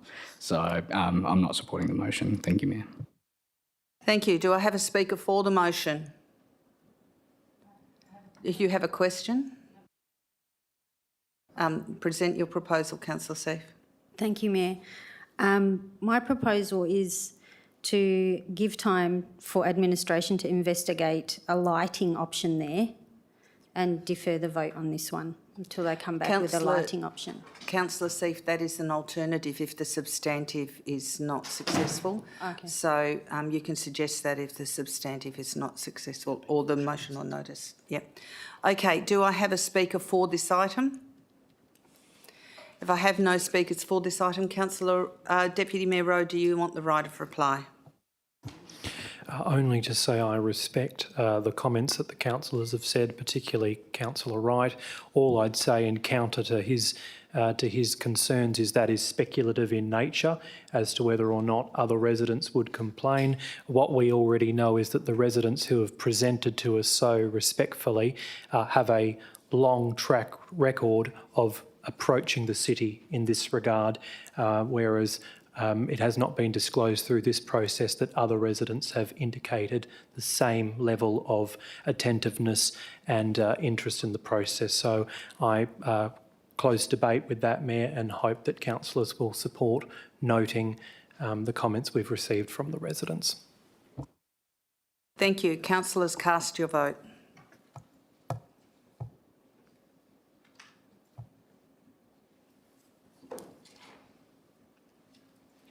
And I declare the motion on notice successful. 11 for, 3 against, which is Councillor Nguyen, Councillor Seif and Councillor Wright. We now go to MN 020524. It's a motion on notice from Councillor Miles about the City of Wanneroo Waste Plan review. Councillor Miles, do you have a seconder for this? Sorry.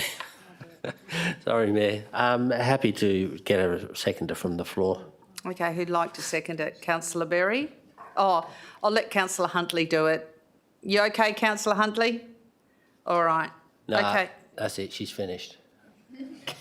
Thank you, Mayor. Thank you, councillors. This one is a concern that with all the changes going on in our waste streams and also with the state changing some of the regulations to do with waste coming up, whether it be FOGO, waste to energy, obviously landfill options and other options that we as a city are already doing, especially through our booking service of waste that's coming up after July.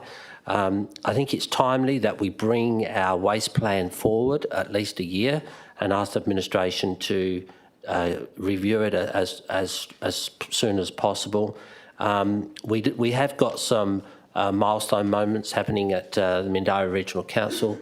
That landfill site's probably only got 3 to 4 years of usable site left.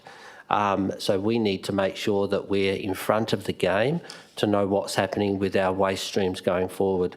The report administration has assisted me in putting it together to make sure they're able to furnish the correct information, working with the department and also working with MRC to make sure that we're able to deliver what we need to deliver in a timely manner. Waste is one of the things, it's probably the only thing that this city cannot not do, because of all of the health issues that can come along with it. So with that, Mayor, I ask Council to support the recommendation to ask administration to bring forward the waste plans timing, so we can get an indication by the end of this year what we may need to do to further our waste delivery options in the future. Thank you, Councillor Miles. Councillor Berry, do you want to speak to this item? Oh, sorry, I thought you said Councillor Huntley was going to second it. Sorry, that's correct. Councillor Huntley, would you want to speak to this item? I think Councillor Miles put that very eloquently. I would just like to say that it is something that we do need to clarify. We have got massive population growth and we're going to really need to think what we are going to do with our waste and really have a clear plan ahead. So I support the motion. Thank you, Councillor Huntley. Do I have any speakers against this motion on notice? If there are no speakers against this motion on notice, councillors, please cast your vote.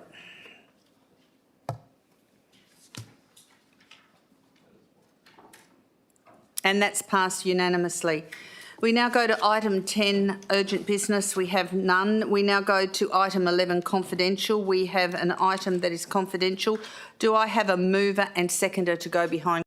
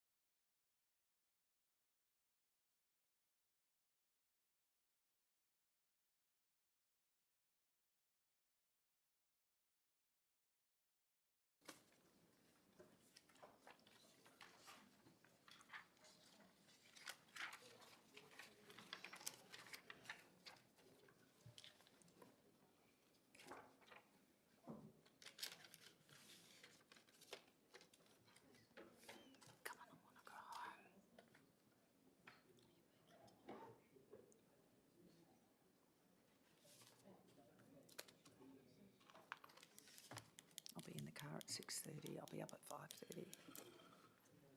I'll ring him on the way in just to disturb him. Just to disturb you. Regarding item CR010524, the recommendation was unanimously supported that Council accept the recommendation of the Chief Executive Officer to appoint the recommended candidate as detailed in the report to the position of Director of Community and Place commencing on the 1st of July 2024. Item 12, the date of the next meeting. The next council members' briefing session has been scheduled for 6 p.m. on Tuesday, the 11th of June 2024, to be held at Council Chambers, Civic Centre, 23 Dundebar Road, Wanneroo. And item 3 is the closure. And I now declare the meeting closed at 8:46 p.m. Thank you, councillors.